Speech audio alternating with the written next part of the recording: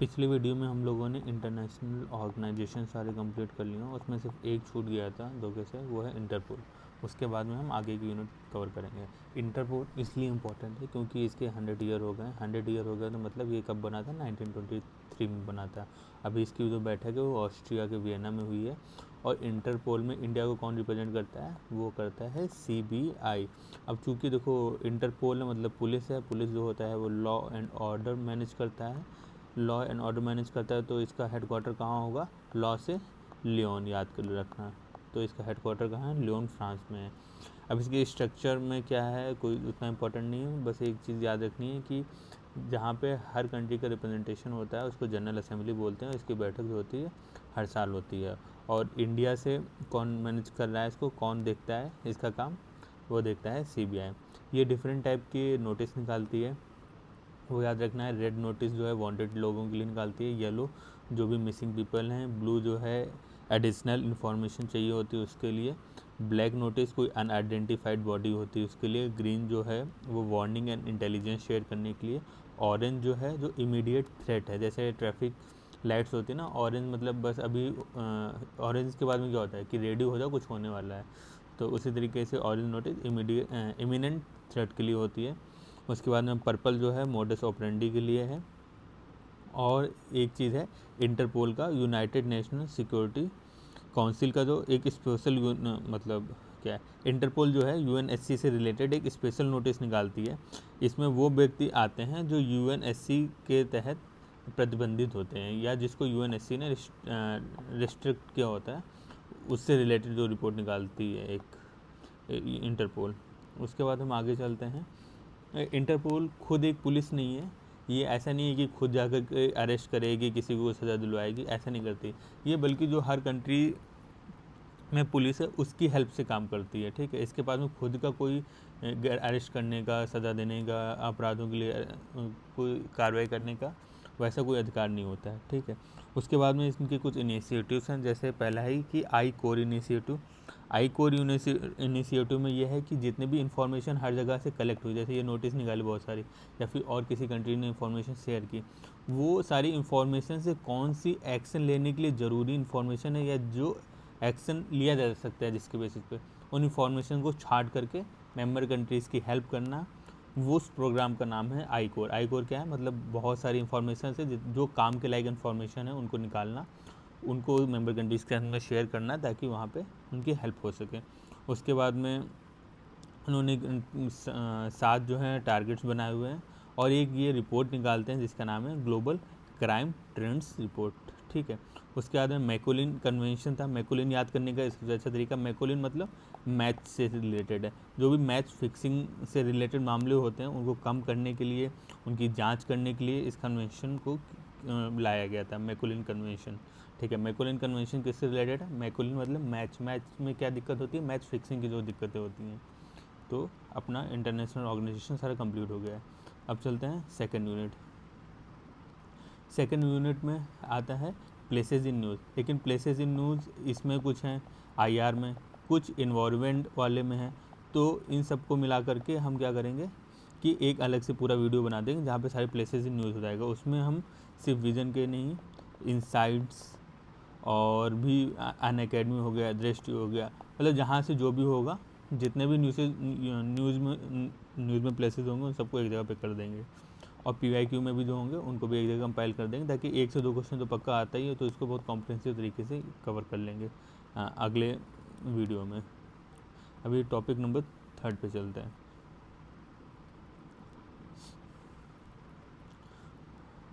Just a second. हाँ ठीक है, टॉपिक नंबर 3 में क्या है? बायलैटरल रिलेशंस हैं। बायलैटरल रिलेशन में जितना इंपॉर्टेंट है सिर्फ उतना देखेंगे, फालतू की चीज़ें देखने का कोई मतलब नहीं है। पहला पाकिस्तान के साथ रिलेशन। पाकिस्तान के साथ में हमारे सिर्फ 4 स्टेट हैं वो लगते हैं। यदि कश्मीर को बोला जाए लगता है कि नहीं लगता है? कश्मीर नहीं लगता है, क्योंकि कश्मीर जो है POK से लगता है और POK जो है हमारा खुद का पार्ट है। ठीक है, POK हमारे इंडिया का पार्ट है, इसलिए हम कश्मीर को कंसिडर नहीं करते हैं। 4 स्टेट हैं जिनका पाकिस्तान के साथ बॉर्डर लगता है। उसके बाद में हमारे जो विवाद चलते रहते हैं पाकिस्तान से रिलेटेड, मतलब हाइड्रोलॉजिकल प्रोजेक्ट से रिलेटेड, वो है किशन गंगा वाला प्रोजेक्ट, एक रतले वाला है। किशन गंगा प्रोजेक्ट किस रिवर पे है, इसको याद रखने के लिए तरीका ये है कि जब कृष्णा को किशन भी बोलते हैं ना, किशन जी, जब कृष्णा की ही हमारे ऊपर हेल्प होगी, कृष्ण जी की हेल्प होगी या उनका आशीर्वाद होगा, तब हम हर चीज़ झेल सकते हैं। जो निमोनिक लिखा हुआ है, किशन के आशीर्वाद से हम सब कुछ झेल सकते हैं। मतलब झेलने का मतलब क्या है, झेलम रिवर, ठीक है। किशन का आशीर्वाद होगा तो हम सब कुछ चीज़ झेल सकते हैं। मतलब झेलम रिवर पे है किशन गंगा हाइड्रोलॉजिकल प्रोजेक्ट। और बचा जो दूसरा जिस पर विवाद चलता है रतले, तो वो है चिनाब पे। इन दोनों में कंफ्यूजन होता है, तो यहाँ पे क्लियर हो गया। उसके बाद क्या है कि पाकिस्तान जो है ना, इन्हीं विवादों को लेकर के PCA गया था, परमानेंट कोर्ट ऑफ आर्बिट्रेशन बोलते हैं। तो परमानेंट कोर्ट ऑफ आर्बिट्रेशन क्या है, इसका हेडक्वार्टर हेग नीदरलैंड में, ठीक है। इसकी स्थापना 1899 में हुई थी। ये प्रथम अंतर्राष्ट्रीय शांति सम्मेलन जो हुआ था उसके तहत हुआ था। इसके जो डिसीजंस होते हैं तभी बाइंडिंग होते हैं जब मेंबर स्टेट जो होते हैं, जो भी मतलब पार्टीज़ हैं किसी विवाद की, वो एक्सेप्ट कर लें शुरुआत में कि इसके जो निर्णय होंगे हम मानेंगे और हम केस लेके यहाँ पे आए हैं खुद से और हम इसको एक्सेप्ट करेंगे। जब दोनों पार्टीज जाके एक्सेप्ट करती हैं ये चीज़ें, तभी इसका जो जजमेंट होता है वो बाइंडिंग होता है। ये कोई भी एक पार्टी नहीं जाती है लेकर के, सिर्फ एक पार्टी चली गई, कोई जजमेंट आ गया तो इसको नहीं माना जा सकता है। जैसे अभी पाकिस्तान तो गया है, ठीक है, PCA में, बट इंडिया नहीं जा रहा है, तो अब कुछ भी जजमेंट आ जाए इंडिया मानने के लिए बाध्यकारी नहीं है।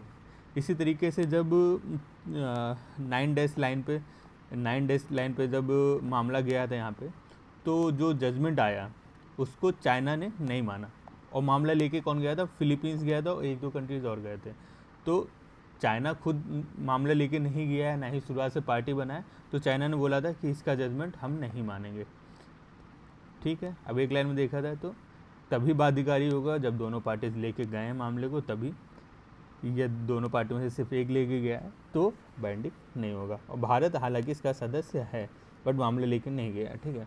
क्यों नहीं लेके गया, कुछ प्रोविजंस हैं जिसकी वजह से लेके नहीं गया। जैसे इंडस वाटर ट्रीटी है, इंडस वाटर ट्रीटी 1960 में आया था, वर्ल्ड बैंक ने करवाई थी मध्यस्थता, ठीक है। अब इंडस वाटर ट्रीटी के तहत 6 रिवर का बंटवारा हुआ है। तो पाकिस्तान के पास में कौन गया, इंडिया के पास में कौन गया, इसको याद रखने का तरीका सबसे बढ़िया है। तो पाकिस्तान का है, उसका CGI है, मतलब चीफ जस्टिस ऑफ इंडिया वाला होता है ना, CGI, वो याद रखना है। मतलब चेनाब, झेलम, इंडस, ये पाकिस्तान की 3 नदियाँ हैं, इंडिया वाली बची 3 नदियाँ, ठीक है। तो चेनाब, झेलम और इंडस ये पाकिस्तान की होगी, बच्ची रावी, ब्यास और सतलज इंडिया की होगी। आगे चलते हैं। अब इसमें विवाद के लिए भी मतलब प्रोविजंस हैं, 3 तरीके के प्रोविजंस हैं। एक तो परमानेंट कमीशन बनाया गया है इसके अंदर। परमानेंट जो कमीशन है इंडस वाटर ट्रीटी के तहत, वो हर साल बैठता है और कोई भी बवाल होता है तो ये लोग आपस में उस पर डिस्कस करता है और कोई कंक्लूजन पे आने की बात करता है। एक तटस्थ विशेषज्ञ कमेटी की नियुक्त होती है जो अपने मामले में मतलब स्पेशलाइजेशन रखते हैं और मामले को गंभीरता से देख के उसको सॉल्व करने की बात करते हैं। और एक होता है इंडिपेंडेंट जुडिशरी का भी प्रोविज़न है, कोर्ट का प्रोविज़न है, ठीक है, कि एक कोर्ट भी बैठ जाएगा, इंडिपेंडेंट होगा, वो भी मामलों को सही तरीके से देखेगा और जजमेंट देगा, जिसमें टोटल 7 मेंबर होते हैं। तो इस तरीके से ऑलरेडी हमारे पास में 3 प्रोविज़न है, तो हम PCA के पास में क्यों जाएँ वाटर डिस्प्यूट को लेकर के, यही बात है, ठीक है। क्या क्या, एक परमानेंट कमीशन है, एक स्पेशलाइज्ड लोगों की कमेटी है और एक हमारा कोर्ट की बात है, ठीक है। और देखते हैं इंडिया पाकिस्तान का बॉर्डर किसने डिसाइड किया था, रेड क्लिफ ने किया था।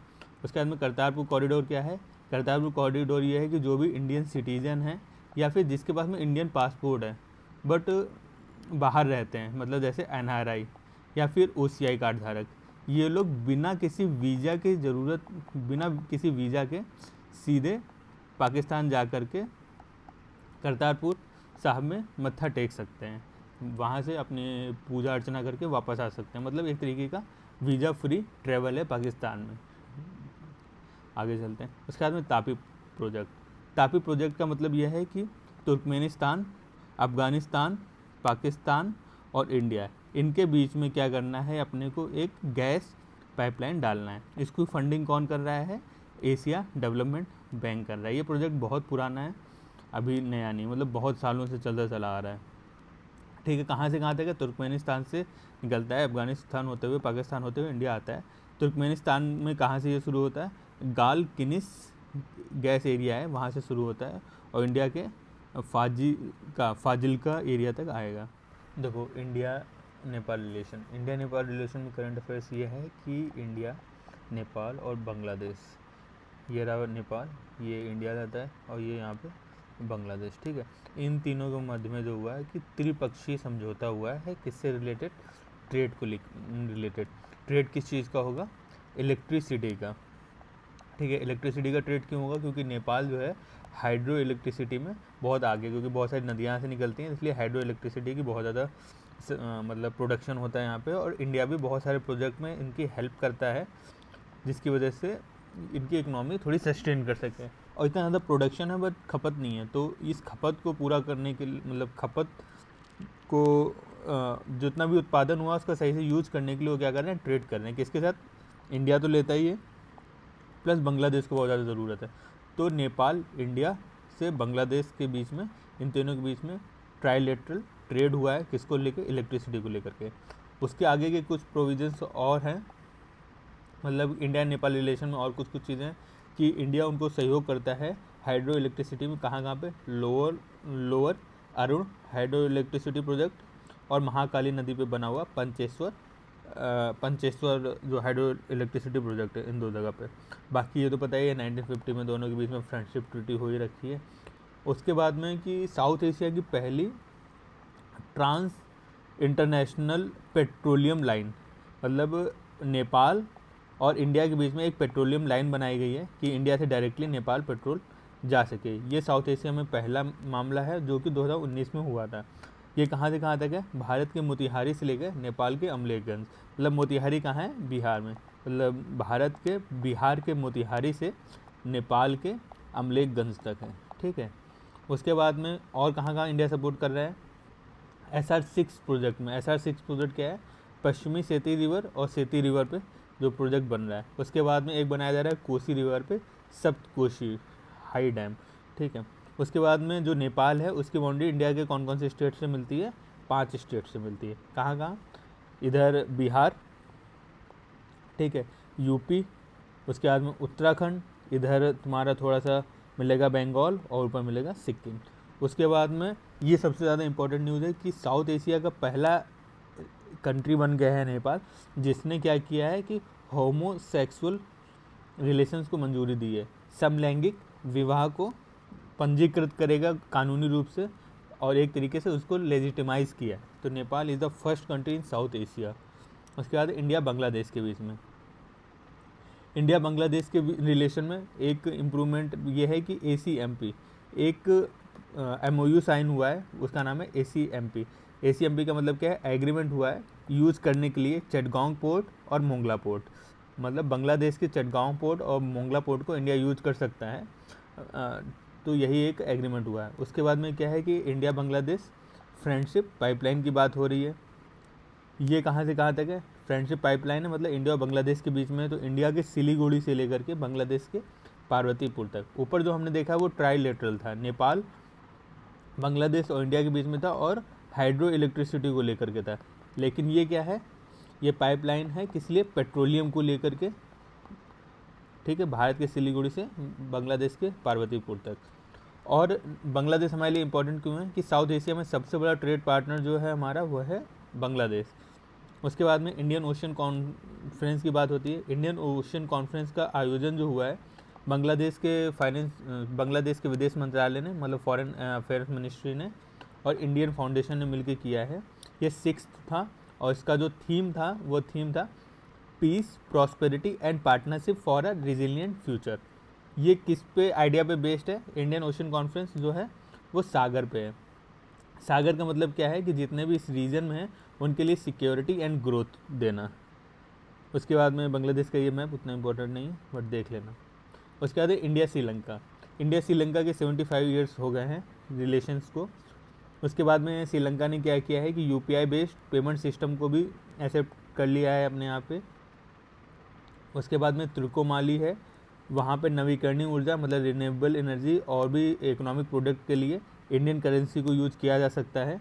उसके बाद में जो तमिलनाडु का नागपट्टिनम है और श्रीलंका के कांकेसेतुरे उनके बीच में नौका मतलब फिर से नेवल सर्विसेज शुरू हो गए हैं। तो इतना इंपॉर्टेंट नहीं है, बट हाँ सिर्फ ये वाला पॉइंट इंपॉर्टेंट है कि वहाँ पे UPI सर्विसेज को लेजिटिमाइज कर दिया गया है, और त्रिकोमाली के आसपास वाले एरिया में इंडियन करेंसी के बेसिस पे ट्रेड होगा। तो ये 2 पॉइंट इंपॉर्टेंट है। उसके बाद में कुछ हिस्टोरिकल इंपॉर्टेंट पॉइंट ये हैं कि जैसे वहाँ का जो 30th अमेंडमेंट है वो इंडिया की वजह से आया था, क्योंकि इंडिया श्रीलंका के बीच में 1987 में एक समझौता हुआ था। उसकी समझौते के बेसिस पे भारत ने श्रीलंका के गृह युद्ध में श्रीलंका की मदद की थी और लिट्टे को ख़त्म करने में भारत सक्रिय रूप से आया था। तो उसी के बाद में 13th अमेंडमेंट आया था भारत के कहने पे। 13th अमेंडमेंट क्या होता है कि जहाँ पे भी डिस्प्यूट था, जहाँ पे भी लिट्टे डोमिनेट हो रहा था, जहाँ से भी अलगाववादी चीज़ें आ रही थी श्रीलंका पे, वहाँ पे स्थानीय स्वशासन दिया गया था लिट्टे के ख़त्म हो जाने के बाद में। उसके बाद में ये मैप देखना इंपॉर्टेंट है, जहाँ पे हम बता रहे थे इंडियन करेंसी, जहाँ पे इंडियन करेंसी को लेजिटिमाइज़ किया गया है, त्रिकोमाले यहाँ पे पड़ता है। जाफना पेनिनसुला, यहाँ पे ही लिट्टे का पूरा प्रॉब्लम था। इसी की बेसिस में 1997 में जो हमारी ट्रीटी हुई थी श्रीलंका के साथ में, ये पाक स्ट्रेट है, और ये एडम्स ब्रिज जिसको राम सेतु भी बोलते हैं, ठीक है। इसका ही दूसरा नाम राम सेतु, एडम्स ब्रिज का। उसके बाद में चलते आगे, ठीक है। बाकी हाँ, श्रीलंका के बारे में एक चीज़ याद ये रखनी है कि उसकी जो पार्लियामेंट है वो श्री जयवर्धने पूरा कोट्टे में है, और एग्जीक्यूटिव एंड न्यायिक जो कैपिटल है वो कोलंबो में है, ठीक है। जो हम कैपिटल बोलते हैं कि कोलंबो में कैपिटल है, वो बेसिकली एग्जीक्यूटिव और जुडिशरी वाली कैपिटल है, जबकि वहाँ पे जो लॉ बनाने वाला काम होता है वो श्री जयवर्धने पूरे कोट्टा में होता है, ठीक है। उसके बाद चलते हैं मालदीव के साथ रिलेशन में। मालदीव में क्या है कि वहाँ पे इंडिया आउट कैंपेन शुरू हुआ था।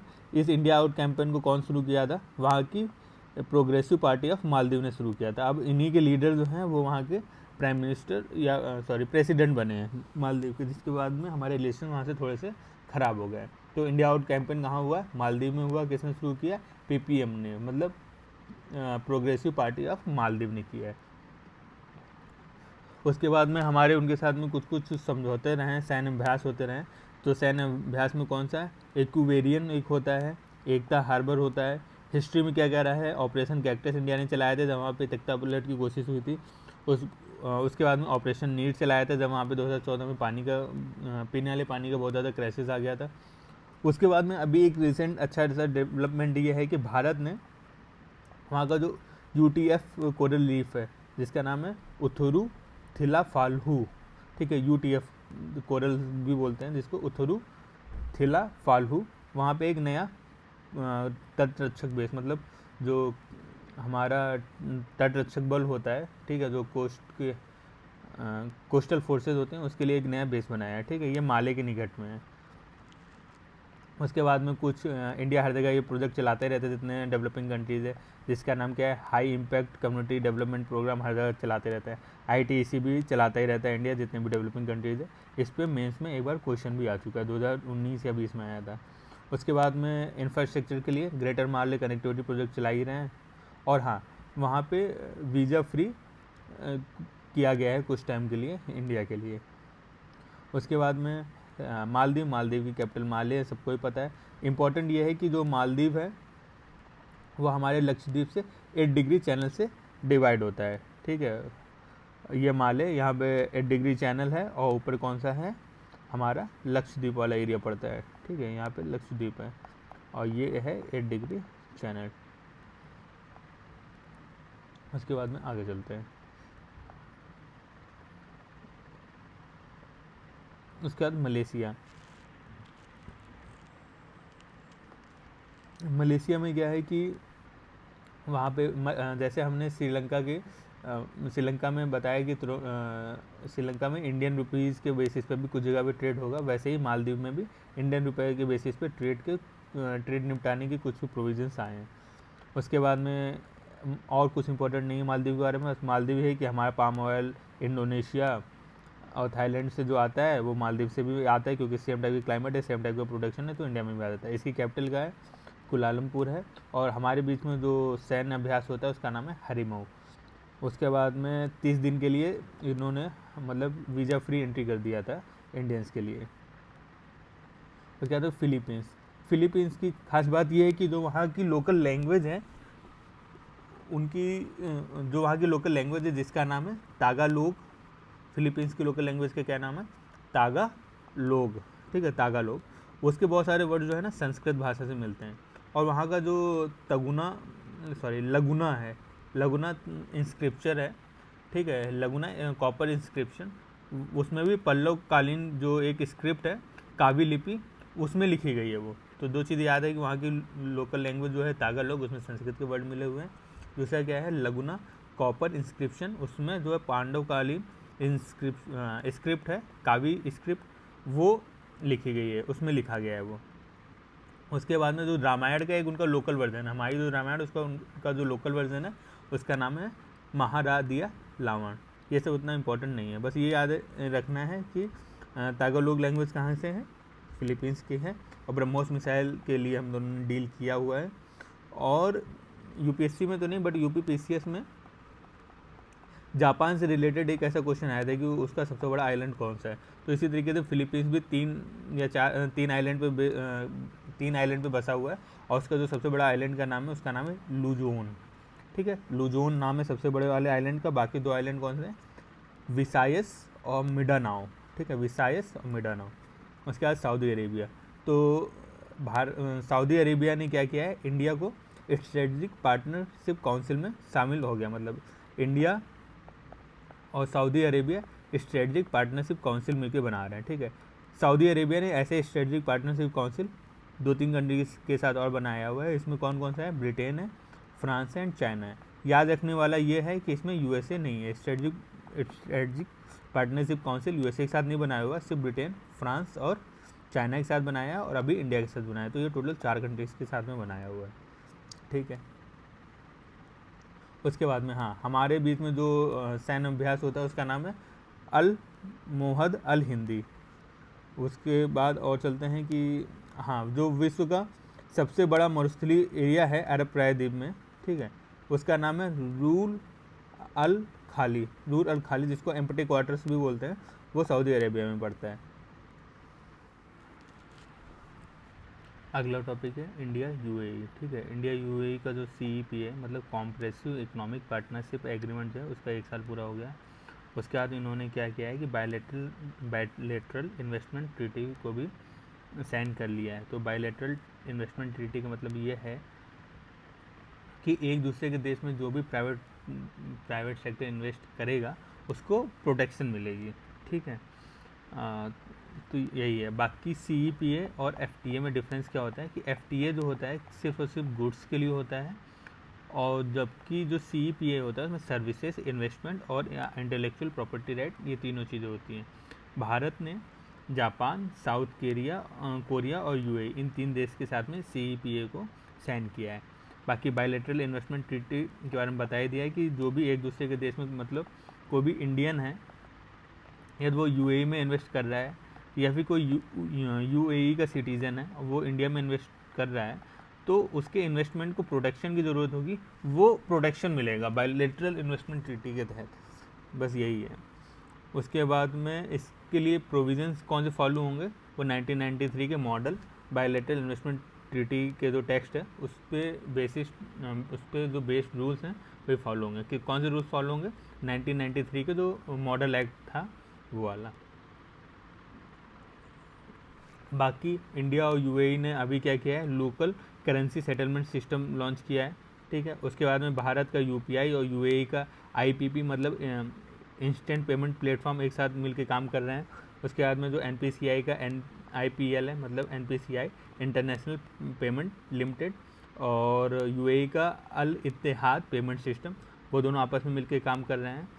और UAE ने क्या किया है, रुपए डोमेस्टिक कार्ड स्कीम भी लॉन्च किया है। रुपए कार्ड क्या है, रुपए कार्ड इंडिया का पेमेंट गेटवे है ना, तो वो UAE में भी करने चालू हो गया है। और सबसे ज़्यादा मोस्ट इंपॉर्टेंट बात यह है कि जो IIT दिल्ली है, IIT दिल्ली का जो पहला कैंपस है वो अबू धाबी में खोला जा रहा है, और दूसरा कैंपस जो होगा वो तंजानिया में खोला जाएगा, ठीक है। तो IIT दिल्ली का पहला कैंपस कहाँ खोला जा रहा है, वो UAE में खोला जा रहा है, वो UAE के अबू धाबी में। उसके बाद में ओवरऑल इंडिया UAE के रिलेशंस देखते हैं, बहुत ज़्यादा इंपॉर्टेंट कंट्री है। तो UAE जो है हमारा तीसरा सबसे बड़ा ट्रेडिंग पार्टनर है। इससे हमारा व्यापार का घाटा रहता है, क्योंकि हम वहाँ से पेट्रोल और पेट्रोलियम से चीज़ें बहुत ज़्यादा मंगाते हैं। उसके बाद में डेजर्ट ईगल हमारा आपस का सैन्य अभ्यास है, और जो हमारे डायस्पोरा है वो यूएई में सबसे बड़ा डायस्पोरा है हमारा वहाँ पे। उसके बाद में दोनों लोग I2U2 के भी मेंबर्स हैं।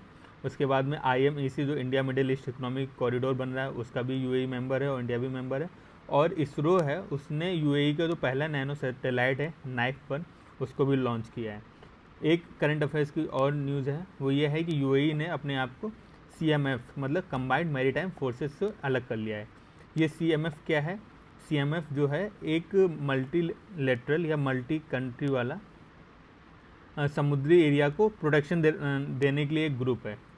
ठीक है, इसमें कौन कौन सा है लोग है? इसको लीड करता है USA की नेवी इसको लीड करती है। इंडिया भी इसका मेंबर है और इसका जो हेडक्वार्टर है वो बहरीन में है। ठीक है, अब किसको प्रोटेक्ट कर रही है? सी को प्रोटेक्ट कर रही है। सी को क्यों प्रोटेक्ट कर रही है? क्योंकि जो गल्फ़ वाला रीजन है, ये वाला रीजन, यहाँ पे बहुत ज़्यादा क्या होता है, पायरेसी का प्रॉब्लम है, ड्रग ट्रैफिकिंग बहुत ज़्यादा होता है। उससे प्रोटेक्ट करने के लिए जो ग्रुप बना है उसका ही नाम है कंबाइंड मैरीटाइम फोर्सेस। लीड कौन कर रहा है? USA कर रहा है। अलग कौन हुआ है? UAE अलग हुआ है। इंडिया मेंबर है? हाँ है। हेडक्वार्टर कहाँ है? बहरीन में है, बहरीन में हेडक्वार्टर है। ठीक है, हो गया। उसके बाद में UAE के बारे में देख लेते हैं। UAE जो है एक्चुअली 7 अमीरातों का एक ग्रुप है। ये 7 अमीरात में सबसे बड़ा ग्रुप जो है वो अबू धाबी है। उसके बाद दुबई, शारजा, अजमान, अल क्वैन, राम अल खैबर, फुजैराह, ये सब इंपॉर्टेंट नहीं है, ये इंपॉर्टेंट नहीं, बस ये याद रखना है, कंबाइंड मैरीटाइम फोर्सेस।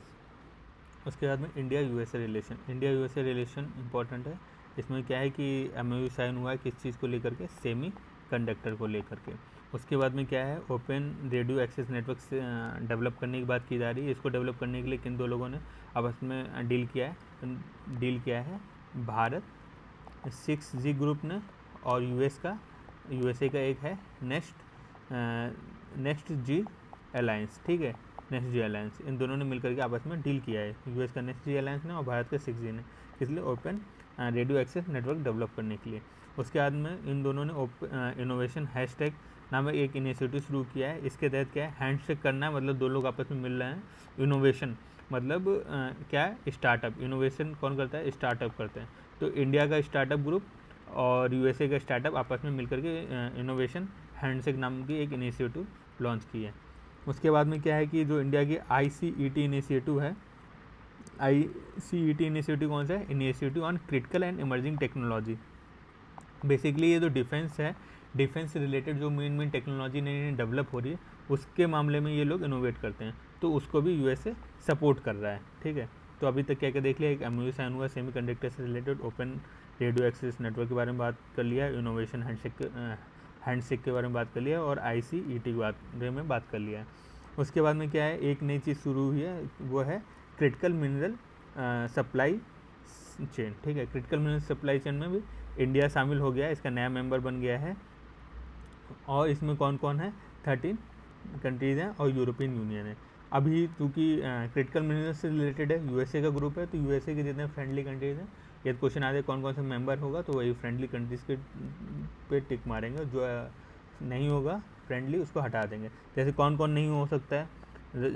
चाइना नहीं होगा, ईरान नहीं होगा, रशिया नहीं होगा, मतलब इस तरीके के जो कंट्रीज़ हमें ऑप्शन में दिखेंगे वो उड़ा देंगे। और जो उनके फ्रेंडली कंट्रीज़ हैं जैसे United kingdom, Sweden, Korea, Norway, Japan, Italy, India, ये सब इसके मेंबर होंगे और यूरोपियन यूनियन भी इसका मेंबर है। उसके बाद में कॉन्सुलेट्स खोले जा रहे हैं। कहाँ कहाँ खोले जा रहे हैं? अमेरिका ने बेंगलुरु अहमदाबाद में खोला है और भारत ने USA के सिएटल में खोला है। उसके बाद में हमारा जो सबसे बड़ा जहाँ पे हम सबसे ज़्यादा एक्सपोर्ट करते हैं वो है USA में हम सबसे ज़्यादा एक्सपोर्ट करते हैं। उसके बाद में डिफेंस के मामले में सबसे ज़्यादा रूस है, उसके बाद फ्रांस है और तीसरे नंबर में आता है अमेरिका और चौथे नंबर पे आई थिंक है अपना ये इज़राइल। ठीक है, उसके बाद हमारे सैन्य अभ्यास कौन कौन से हैं? युद्ध अभ्यास, वज्रपहार, मालाबार और रिम्पैक्ट। उसके बाद में यदि कोई USA से मतलब समझौता करता है या फिर एग्रीमेंट करता है किस क्षेत्र में? डिफेंस से रिलेटेड, मतलब डिफेंस में हम यदि उसके पार्टनर बन रहे हैं तो 4 उसके बेसिक एग्रीमेंट्स होते हैं, उनको फॉलो करना पड़ता है। तो हमारे बीच में ये 4 बेसिक एग्रीमेंट्स हो गए हैं। कौन कौन से हैं? जिसमें से एक लिमोवा है, बेसिकली लॉजिस्टिक के लिए है। उसके बाद में कॉमकासा है, बेसिकली कम्युनिकेशन के लिए है। फिर एक इंडस्ट्री सिक्योरिटी एग्रीमेंट है, जो भी डेवलपमेंट होगा डिफेंस की टेक्नोलॉजी से रिलेटेड, उससे रिलेटेड है। और BEC है, मतलब जो खुफिया जानकारी है उनको साझा करने के लिए। उसके बाद में जो अमेरिका है, अमेरिका में जो सबसे बड़ा डायस्पोरा का ग्रुप है वो मैक्सिकन का है, उसके बाद में इंडियंस का है। उसके बाद में दोनों जगह पे क्या है कि इन्वेस्टमेंट इंसेंटिव एग्रीमेंट लॉन्च किया गया है भारत और अमेरिका के बीच में। उसके बाद में एक ये कॉन्सेप्ट याद रखना है, फ्रेंड शोरिंग। फ्रेंड शोरिंग के पहले में हम देख लेते हैं ऑफ शोरिंग क्या होता है, रीशोरिंग क्या होता है। ऑफ शोरिंग वो होता है जब कोई कंपनी ये सोचती है कि हमारे देश में जो कॉस्ट ऑफ प्रोडक्शन है वो ज़्यादा हो रहा है, तो वो सस्ते लेबर जहाँ मिल रहा है, सस्ती टेक्नोलॉजी मिल रहा है, जहाँ पे लॉ आसान हो, वहाँ पे चले जाते हैं। तो मतलब ऑफ मतलब दूसरी जगह पे, शोरिंग मतलब जाना, मतलब ऑफ मतलब दूसरी जगह। कहाँ जाना, जहाँ पे चीज़ें सस्ती हैं, ताकि उनका कॉस्ट ऑफ प्रोडक्शन जो है कम हो जाए, उनका प्रॉफिट जो है बढ़ जाए, ठीक है। रीशोरिंग क्या होता है, रीशोरिंग मतलब फिर से या वापस आ जाना। रीशोरिंग मतलब वापस या फिर से आ जाना, मतलब दूसरे देश पे गए थे तो वापस से आ जाना। तो अमेरिका से जैसे कोई कंपनी बाहर गई और चाइना में लगा दी अपना प्लांट, या इंडिया में आके लगा दी प्लांट, तो वो हो जाएगा ऑफ शोरिंग। और वही कंपनी वापस से जाकर USA में लगा देगी तो उसको बोलेंगे रीशोरिंग। फ्रेंड शोरिंग क्या होगा, वही मतलब कंपनी लगाना है लेकिन फ्रेंडली कंट्रीज़ में लगाना है। जैसे फ्रेंडली कंट्रीज़ कौन कौन सा हो गया, कोरिया हो गया, इंडिया हो गया, इन जगह पे लगाना है ताकि फ्यूचर में कोई प्रॉब्लम हो तो उनको दिक्कत ना हो। तो इंडिया को फ्रेंड शोरिंग कैटेगरी में USA ने डाल दिया है। किस लिए, जो भी फार्मास्यूटिकल से रिलेटेड सप्लाई होगी, ताकि कभी भी कोविड जैसी कोई चैलेंजेस आए तो इनके फार्मास्यूटिकल्स की सप्लाई में कोई दिक्कत ना आए, किसी एक कंट्री का डोमिनेंस ना रहे, और फ्रेंडली कंट्री है तो मदद मिलती रहे उन लोगों को। ये फ्रेंड शोरिंग, ऑफ शोरिंग और रीशोरिंग का कॉन्सेप्ट। उसके बाद में चलते हैं कि क्या क्या है। एक है इंडिया US एक्स। एक्स का मतलब है एक्सीलरेशन। किस चीज़ में होगा, इनोवेशन में, इनोवेटिव टेक्नोलॉजीज़। किस चीज़ से रिलेटेड, डिफेंस से रिलेटेड। तो इंडिया US एक्स क्या है, एक्सीलरेशन करना है, डिफेंस टेक्नोलॉजी में करना है उससे, और डिफेंस टेक्नोलॉजी में जब इनोवेशन हो जाएगा तो उसका को प्रोडक्शन भी करना है, तो वही है इंडिया US एक्स, ठीक है। उसके बाद में ये याद रखना है GE-F414 जेट इंजन, ये इसका भी साथ में दोनों लोग प्रोडक्शन करेंगे। और उससे भी ज़्यादा इंपॉर्टेंट है हेल। जैसे एक बार थार्ड पूछा जा चुका है, थर्ड PYQ में पूछा है, वैसे हेल भी पूछा जा सकता है। तो हेल जो है ये UAV है, USA का है, इसका पूरा नाम है हाई एल्टीट्यूड लॉन्ग एंडोरेंस, ठीक है। इसको MQ-9B ड्रोन भी बोलते हैं। तो अभी इंडिया इसको खरीदने वाला है USA से, ठीक है। किसको खरीदने वाला है, हेल को खरीदने वाला है। इसका दूसरा नाम क्या है, MQ-9B ड्रोन। उसके बाद में क्या है, अमेरिका ने quad Indo Pacific maritime domain awareness initiative भी शुरू किया है, ठीक है। क्या शुरू किया है, quad Indo Pacific maritime domain awareness initiative. इसमें भारत की लीडरशिप के रोल को USA ने एक्सेप्ट किया है, और इसका जो घोषणा थी वो 2022 में USA ने की थी, ठीक है। 2022 में घोषणा की थी। IPMDA इसका नाम है, अमेरिका ने लॉन्च किया और भारत इसको लीड करेगा। उसके बाद में इंडिया स्पेस से रिलेटेड क्या है, तो नासा क्या है, जो हमारा गगनयान मिशन है उनके यात्रियों को ट्रेनिंग प्रोवाइड कर रहा है। उसके बाद में भारत ने जो आर्टेमिस एकॉर्ड है उसका भी सदस्य बन गया है।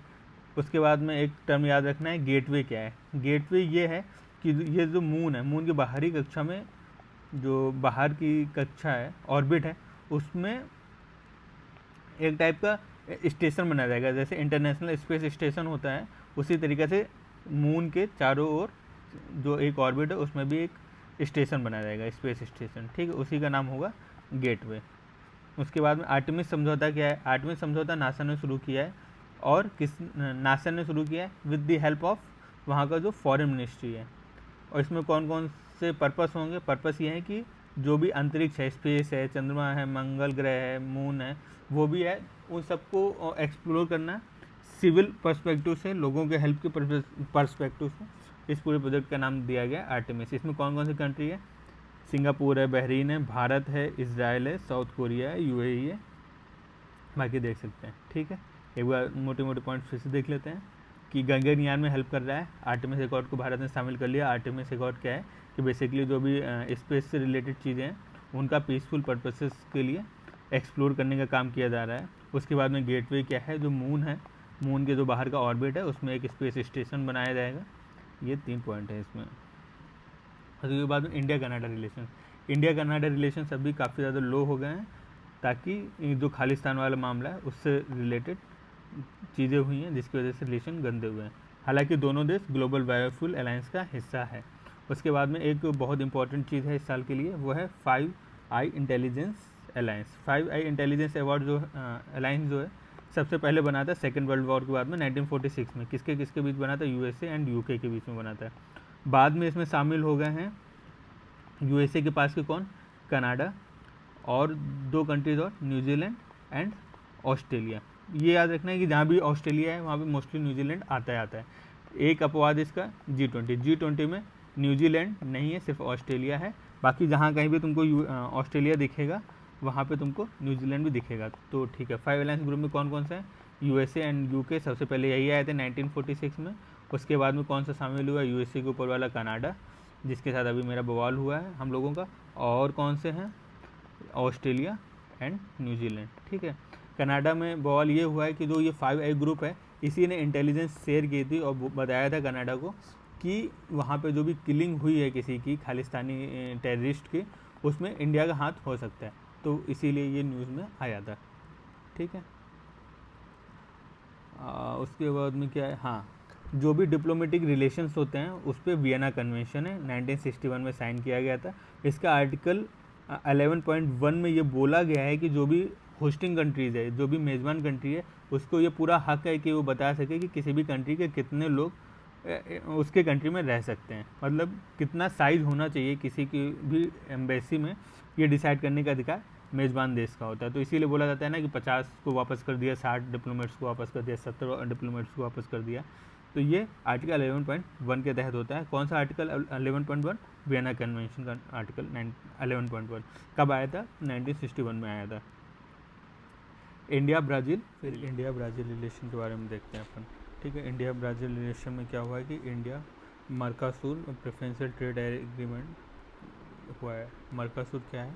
मर्कासूर बेसिकली साउथ अमेरिकन कंट्रीज़ का मतलब इकोनॉमिक ग्रुप है। ठीक है, तो मर्कासूर साउथ अमेरिकन कंट्रीज़ का इकोनॉमिक ग्रुप है। तो इंडिया का मर्कासूर के साथ में प्रेफरेंशियल ट्रेड एग्रीमेंट हुआ है। इसमें कौन कौन है मर्कासूर में? ब्राज़ील है, अर्जेंटीना, उरुग्वे और पैराग्वे है। उसके बाद में ब्राज़ील जो है ग्लोबल बायोफ्यूल अलायंस का भी मेंबर है। उसके बाद में इंडिया ब्राज़ील के साथ में क्या एक ग्रुप है, इसका नाम है IBSA। इसका फुल फॉर्म यही, India Brazil and south Africa. ये इसकी अभी जो इम्पोर्टेंस है, पहले से थोड़ा कम इसको इम्पोर्टेंस दिया जा रहा है by Brazil and south Africa, क्योंकि यही तीनों कंट्रीज़ ब्रिक्स में भी आते हैं। तो जो भी इनकी ज़रूरतें हैं वो ब्रिक्स में पूरी हो जाती हैं। बट इंडिया चाहता है कि IBSA मंच को अच्छे से यूज किया जा सके। और IBSA मंच बना कब था? ब्राज़ीलिया डिक्लेरेशन के द्वारा बना था, 2003 में बना था। उसके बाद में 2000 ब्राज़ील जो है 2023 के लिए इस IBSA का हेड है, मतलब प्रेसिडेंट कंट्री है। उसके बाद में चलते हैं अपन अगला कंट्री ऑस्ट्रेलिया। ठीक है, ऑस्ट्रेलिया से पहले देख लेते हैं World Customs Organisation. World Customs Organisation बना था 1952 में। इसका हेडक्वार्टर है ब्रुसेल्स में और भारत इसका मेंबर है। उसके बाद में क्या है कि भारत जो है उसने भारत और ऑस्ट्रेलिया के बीच में जो AEO है, मतलब ऑथराइज्ड इकोनॉमिक ऑपरेटर्स हैं, उनके लिए म्यूचुअल रिकग्निशन एग्रीमेंट दे दिया है। और ये AEO कौन से होते हैं? ऑथराइज्ड इकोनॉमिक ऑपरेटर वो होते हैं जो वर्ल्ड कस्टम ऑर्गेनाइजेशन के जो भी मानदंड हैं, पैरामीटर्स हैं, उसके अकॉर्डिंग ट्रेड करते हैं। ठीक है, तो इनको फिर जब ये टैग मिल जाता है AEO, तो फिर इंटरनेशनली ट्रेड करने में काफ़ी सारी सहूलियतें मिल जाती हैं। तो वही है ये न्यूज़ की इंडिया और ऑस्ट्रेलिया ने आपस में जो AEO हैं एक दूसरे को, उनको म्यूचुअली रिकग्नाइज कर लिया है। तो ठीक है, यही पूरी न्यूज़ है कि AEO है वर्ल्ड कस्टम ऑर्गेनाइजेशन के जो सेफ फ्रेमवर्क है उसको पालन करते हैं। ये वॉलंटरी होता है। और जो भारत का AEO फ्रेमवर्क है वो WTO के TFA के अंदर जो आर्टिकल 7.7 है उसके अंदर जो भी ऑब्लिगेशंस होते हैं उनको फुलफिल करना होता है। मतलब इंडिया जो है वर्ल्ड कस्टम ऑर्गेनाइजेशन का मेंबर है, इसका एक TFA एग्रीमेंट है। मतलब TFA क्या है? Trade facilitation agreement. इसका आर्टिकल 7.7 है। उसके अंदर जो भी रिस्पॉन्सिबिलिटीज़ इंडिया को दी गई हैं उसको फॉलो करने के लिए इंडिया AEO लेकर के आया है। और इसी AEO को ऑस्ट्रेलिया ने रिकॉग्नाइज़ किया है और इंडिया ने ऑस्ट्रेलिया के AEO को रिकॉग्नाइज़ किया है। ये पूरी न्यूज़ हो गई। उसके बाद में चलते हैं, हाँ, ऑस्ट्रेलिया और इंडिया ने पिछले साल ECTA को लॉन्च किया था। ECTA क्या है? India Australia economic cooperation and trade agreement. उसके बाद में ऑस्ट्रेलिया के साथ में हमारा 2+2 डायलॉग भी है। 2+2 डायलॉग क्या क्या होता है, मतलब इसमें जो डिफेंस मिनिस्टर होते हैं प्लस जो फॉरेन अफेयर्स मिनिस्ट्री का जो मिनिस्टर होते हैं, इन दोनों के बीच की बैठक होती है दूसरे देश के सेम काउंटर पार्ट्स के साथ में। और कौन कौन सा होता है? AUSINDEX, Milan, Pitch Black, AustraHind, ex Talisman, Sabre, Kakadu, Malabar. ये हमारे रक्षा जो ड्रिल होती है ना, डिफेंस ड्रिल, वो है। उसके बाद में डीकन यूनिवर्सिटी पहली यूनिवर्सिटी है ऑस्ट्रेलिया की जो इंडिया के गिफ्ट सिटी में अपना कैंपस खोल रही है। उसके बाद में दोनों ही देशों ने MMPA पे भी साइन किए हैं। MMPA क्या है? Migration and mobility partnership agreement. इसके तहत क्या होगा कि जो भी स्टूडेंट्स हैं, ग्रेजुएट्स हैं, रिसर्च करने वाले लोग हैं या फिर व्यापारी हैं, मतलब जो भी इन्वेस्टर्स हैं, ट्रेडर्स हैं, वो एक दूसरे के देश में कितने अच्छे से जा सकते हैं, उनको हेल्प की जाएगी ताकि उनके चैलेंजेस जो आने जाने वाले रास्ते में वो कम किए जाएंगे। तो यही है MMPA एग्रीमेंट, मतलब migration and mobility partnership agreement है। उसके बाद में इनकी लिए आपस में जो ये MMPA है उसी में एक है मेट्स। मेट्स का मतलब है mobility arrangement for talented early professional scheme. ठीक है, जो भी टैलेंटेड प्रोफेशनल्स हैं उनको माइग्रेशन में हेल्प किया जाएगा, मोबिलाइजेशन में हेल्प किया जाएगा। फिर साउथ कोरिया देखते हैं। साउथ कोरिया के साथ अपने 50 साल हो गए, इसलिए इम्पोर्टेंट है। एक अयोध्या की राजकुमारी थी जिनकी कोरिया के प्रिंस से शादी हुई थी। कोरिया के प्रिंस का नाम था किम सुरो और अयोध्या की जो राजकुमारी थी उनका नाम था सैमगुक सुया। ठीक है। उसके बाद में जो एक बौद्ध भिक्षु थे जिनका नाम था होंगचो, वो भारत आए थे। और जो रविन्द्रनाथ टैगोर ने lamp of the east book लिखी थी, वो उसमें भी साउथ कोरिया के हिस्ट्री के बारे में काफ़ी कुछ लिखा गया है। तो लैम्प ऑफ द ईस्ट किसने लिखी? रविन्द्रनाथ टैगोर ने लिखी। इसमें भी साउथ कोरिया के बारे में काफ़ी कुछ लिखा गया है। उसके बाद में चलते हैं, साउथ कोरिया के साथ में भी हमारा 2+2 है। 2+2 हमने क्या क्या बताया? Defence ministry plus foreign ministry के काउंटर पार्ट्स जो होते हैं उनके बीच का मीटिंग होती है। ठीक है। उसके बाद में भारत जो है साउथ कोरिया में सारंग महोत्सव, सारंग फेस्टिवल हर साल ऑर्गेनाइज करता है। उसके बाद इंपॉर्टेंट चीज़ ये याद रखनी है कि जो साउथ कोरिया और नॉर्थ कोरिया है, इन दोनों को डिवाइड करने वाली लाइन का नाम है 38 पैरेलल। और यहाँ पे इंडिया में मालदीव और ऊपर हमने बोला था लक्षद्वीप। ठीक है, इनको बांटने वाली जो लाइन है ये कौन सी है? ये 8 डिग्री है। तो 8 डिग्री ये वाली लाइन है मालदीव और लक्षद्वीप को अलग करने वाली, और 38 डिग्री है नॉर्थ कोरिया और साउथ कोरिया को अलग करने वाली। उसके बाद में फ्रांस देखते हैं, इंडिया फ्रांस रिलेशन। इंडिया और फ्रांस के बीच में एक होराइजन 2047 फ्रेमवर्क शुरू हुआ है, मतलब एक तरीके का फ्रेमवर्क है फ्यूचर को लेकर के, होराइजन 2047 फ्रेमवर्क। ठीक है, इसमें क्या क्या किया गया है कि हम लोग आपस में डिफेंस में कैसे कोऑपरेट करेंगे, न्यूक्लियर एनर्जी में, स्पेस में, मोटी मोटी सारी बातें पता है कि हमारे इंडिया फ्रांस के साथ जो भी रिलेशन है जिस फील्ड में, उसी फील्ड को और आगे बढ़ाया जाएगा। बस एक चीज़ याद रखना है इसमें कि 5 वर्ष के लिए जो सेंगिंग वीज़ा जैसे टॉपिक्स हैं उनको भी इसमें शामिल किया गया है। उसके बाद में भारत जो है मार्सिले में और फ्रांस जो है हैदराबाद में कॉन्सुलेट अपने अपना खोलेगा। उसके बाद में सस्टेनेबल सिटीज़ को बढ़ाने के लिए साइट्स 2.0 का समर्थन कर रहा है। कौन कर रहा है? फ्रांस कर रहा है। तो साइट्स क्या है?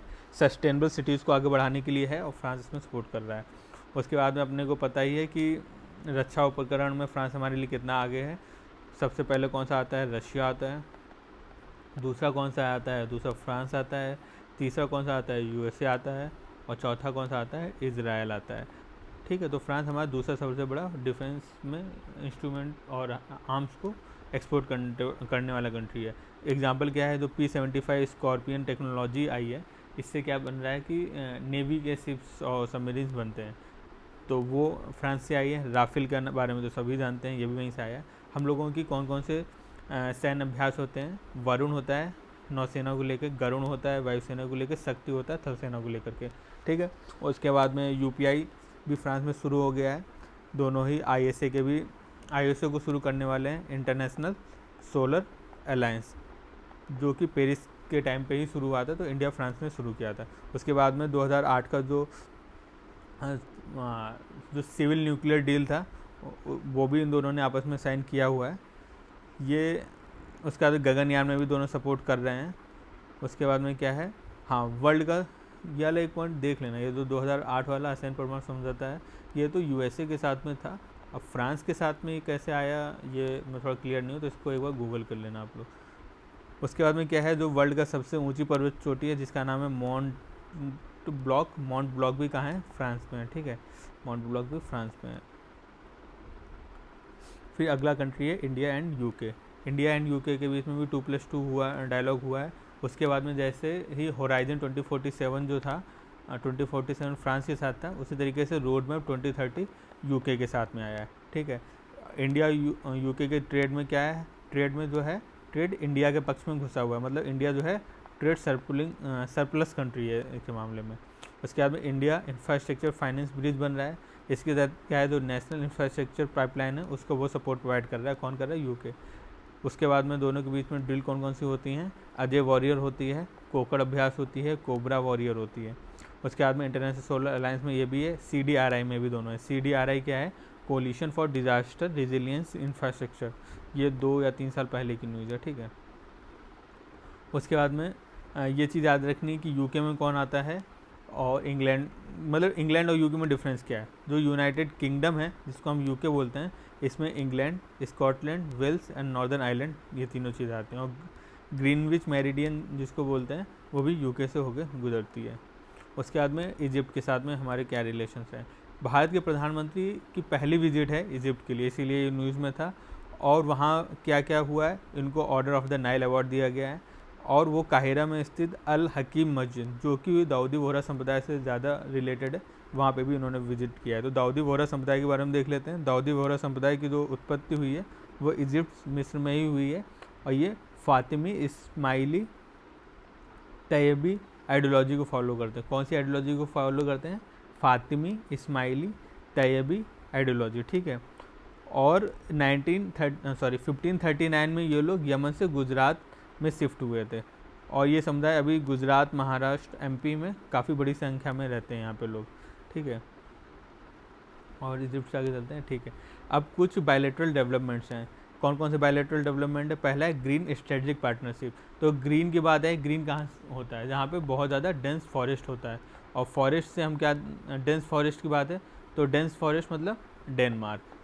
तो ग्रीन स्ट्रेटेजिक पार्टनरशिप किसके साथ हुई है, हमारी डेनमार्क के साथ में हुई है, इतना याद रखना सफिशिएंट है। इसी तरीके से स्ट्रेटेजिक वाटर पार्टनरशिप, वाटर मतलब क्या होता है, जल को हम नीर भी बोलते हैं, और नीर मतलब नीदरलैंड, ठीक है। तो स्ट्रेटेजिक वाटर पार्टनरशिप किसके साथ हुई है, नीदरलैंड के साथ में हुई है। अभी चलते हैं अपना अगले यूनिट पे। अगला यूनिट है जो भी और अदर इम्पोर्टेंट न्यूज़ आई है पिछले 1 साल में। तो पहला करते हैं neighbourhood first policy. Neighbourhood first policy में क्या होता है कि नेबर में इंडिया के जो नाइबरिंग कंट्रीज है उसमें कोई भी दिक्कत आएगी तो इंडिया फर्स्ट रिस्पॉन्डेंट होगा, और इंडिया हमेशा अपने रिलेशंस को प्रायोरिटाइज रखेगा, ठीक है। तो एक ट्रेंड आ रहा है कि आफ्टर कोविड आने के बाद में जो हमारा ट्रेड है नेबरिंग कंट्री के साथ में वो डिक्लाइन हो रहा है, मतलब वो घट गया है, और घट करके क्या हो गया, 3% से भी कम हो गया है। ये पिछले 10 सालों में सबसे कम है, ये ट्रेंड पता चल गया। क्या ट्रेंड है कि हमारा जो ट्रेड है नेबरिंग कंट्रीज़ के साथ में वो घट गया है, और घट के कितना हो गया, ये लेस देन 3% हो गया है, और ऐसा पिछले 10 सालों में ये पहली बार हुआ है, ठीक है। अभी ट्रेंड देख लेते हैं। सबसे ज़्यादा हमारा ट्रेड किसके साथ होता है, बांग्लादेश के साथ में होता है। उसके बाद में किसके साथ होता है, नेपाल एंड श्रीलंका के साथ होता है। उसके बाद में BRI, देखो BRI क्या है, चाइना का है, और इसका पर्पस ये है कि एशिया को अफ्रीका एंड यूरोप से जोड़ने के लिए। इसके 2 रूट हैं, एक ये लैंड से जाने वाला और एक ये सी से होते हुए जाने वाला, ठीक है। इटली जो है पहला कंट्री है किसका, G7 का पहला और एकमात्र कंट्री है जिसने BRI में शामिल हुआ था, और न्यूज़ ये है कि इटली ने अभी इसको छोड़ भी दिया है, ठीक है। अभी चलते हैं इसके बारे में और डिटेल्स लिखते हैं कि जो पाकिस्तान का CEPA है, ठीक है, पाकिस्तान का चाइना पाकिस्तान इकोनॉमिक कॉरिडोर जो यहाँ के ग्वादर पोर्ट को जोड़ेगा चाइना से, ये भी BRI का ही एक प्रोजेक्ट है, ठीक है, BRI के अंडर में ये एक प्रोजेक्ट है। इसके अगेंस्ट में क्या हुआ है कि बहुत सारी चीज़ें आई हैं। कौन कौन सी चीज़ें आई हैं, जैसे कि G7 कंट्रीज़ ने एक प्रोग्राम लेके आए हैं PGII, मतलब partnership for global infrastructure and investment. इसका नाम क्या है, PGII का partnership for global infrastructure and investment. ये कौन लेके आया है, G7 लेके आया है। किसके अगेंस्ट में लेके आया है, BRI के अगेंस्ट में लेके आया है। इसके बाद में क्या है, PGII के अंदर ही एक आया है build back better world initiative, ठीक है, build back better world initiative. फिर दूसरा था ग्लोबल गेटवे इनिशिएटिव। ये कौन लेकर के आया है, यूरोपियन यूनियन लेके आया है। इसके तहत क्या है, 300 बिलियन यूरोज़ का फंडिंग किया जाएगा इंफ्रास्ट्रक्चर के लिए। उसके बाद में भारत ने कुछ प्रोजेक्ट लेके आया है जो BRI को चैलेंज करता है। वो कौन कौन सा है, India Middle East Economic Corridor और India North South International North South Transport Corridor, ठीक है। और क्या इंडिया लेके आया है, इंडिया एंड जापान मिलकर लाया था Asia Africa growth corridor. Basically BRI के खिलाफ लाने की ज़रूरत इसलिए पड़ी है क्योंकि चाइना जो है डेप्ट ट्रैप के तहत हर कंट्रीज़ को कंट्रोल करने की कोशिश कर रहा है। एग्जाम्पल के लिए क्या है, अभी श्रीलंका का इकोनॉमिक क्राइसिस जो आया था उसमें एक बहुत बड़ी भूमिका किसकी थी, चाइना के डेप्ट की थी, जिसके तहत उसने 99 ईयर के लिए वहाँ के पोर्ट को लीज पे ले लिया है। तो ठीक है, BRI क्या हो गया, चाइना का प्रोजेक्ट है। इटली अलग हो गया, G7 का एकमात्र कंट्री था।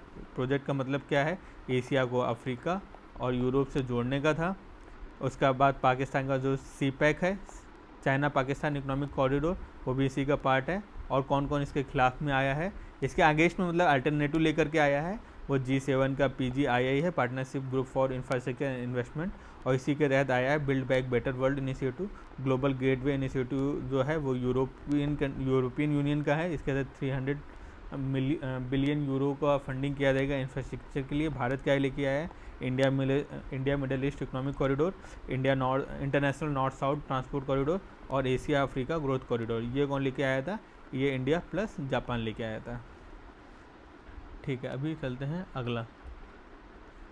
अभी जो ऊपर देख रहे थे international North South Transport corridor, basically इसका आइडिया जो था वो 2000 में रसिया, इंडिया और ईरान लेके आया था। मतलब यहाँ से इंडिया, रसिया और ईरान लेके आया था। इसका पर्पस ये था कि अरब सागर से होते हुए, ईरान से होते हुए, कैस्पियन सागर से होते हुए बिल्कुल अपने को रशिया तक पहुँचना है, क्योंकि इससे क्या होगा, ईस्टर्न यूरोप पे हमारी पहुँच बढ़ जाएगी। ईस्टर्न यूरोप के साथ साथ हमारा जो सेंट्रल एशिया है वहाँ पे भी हमारी पहुँच बढ़ जाएगी।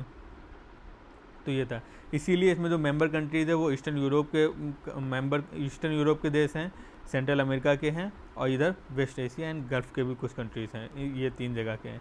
तो कौन कौन से हो गए, भारत हो गया, शुरू ही हो रहा है, ईरान मेन है, रशिया, इन तीनों ने मिलकर शुरू किया था। उसके बाद में सेंट्रल एशिया से अजरबैजान, अर्मेनिया और कजाकिस्तान आ गए। ईस्टर्न यूरोप से कौन सा आ गया, बेलारूस आ गया। और तुर्की, ताजिकिस्तान और किर्गिस्तान फिर से सेंट्रल एशिया के। ओमान तुम्हारा यहाँ पे पड़ता है। और यूक्रेन एंड सीरिया, यूक्रेन और सीरिया भी आ गए इस वाली जगह पे, इस वाले से, क्योंकि यहाँ से कनेक्ट करेगा, ठीक है। कौन कौन सी कंट्रीज़ है, एक बार मोटा मोटा मैप याद होगा तो भी काम बन जाएगा। ईस्टर्न यूरोप के कंट्रीज़, सेंट्रल एशिया के जो सारे कंट्रीज़, और इधर का टर्की है, ठीक है, ये वाला टर्की है, और यहाँ का ओमान है। और बाकी 3 ने तो शुरू किया था, इंडिया, ईरान और रशिया ने, हो गए सारे कंट्रीज।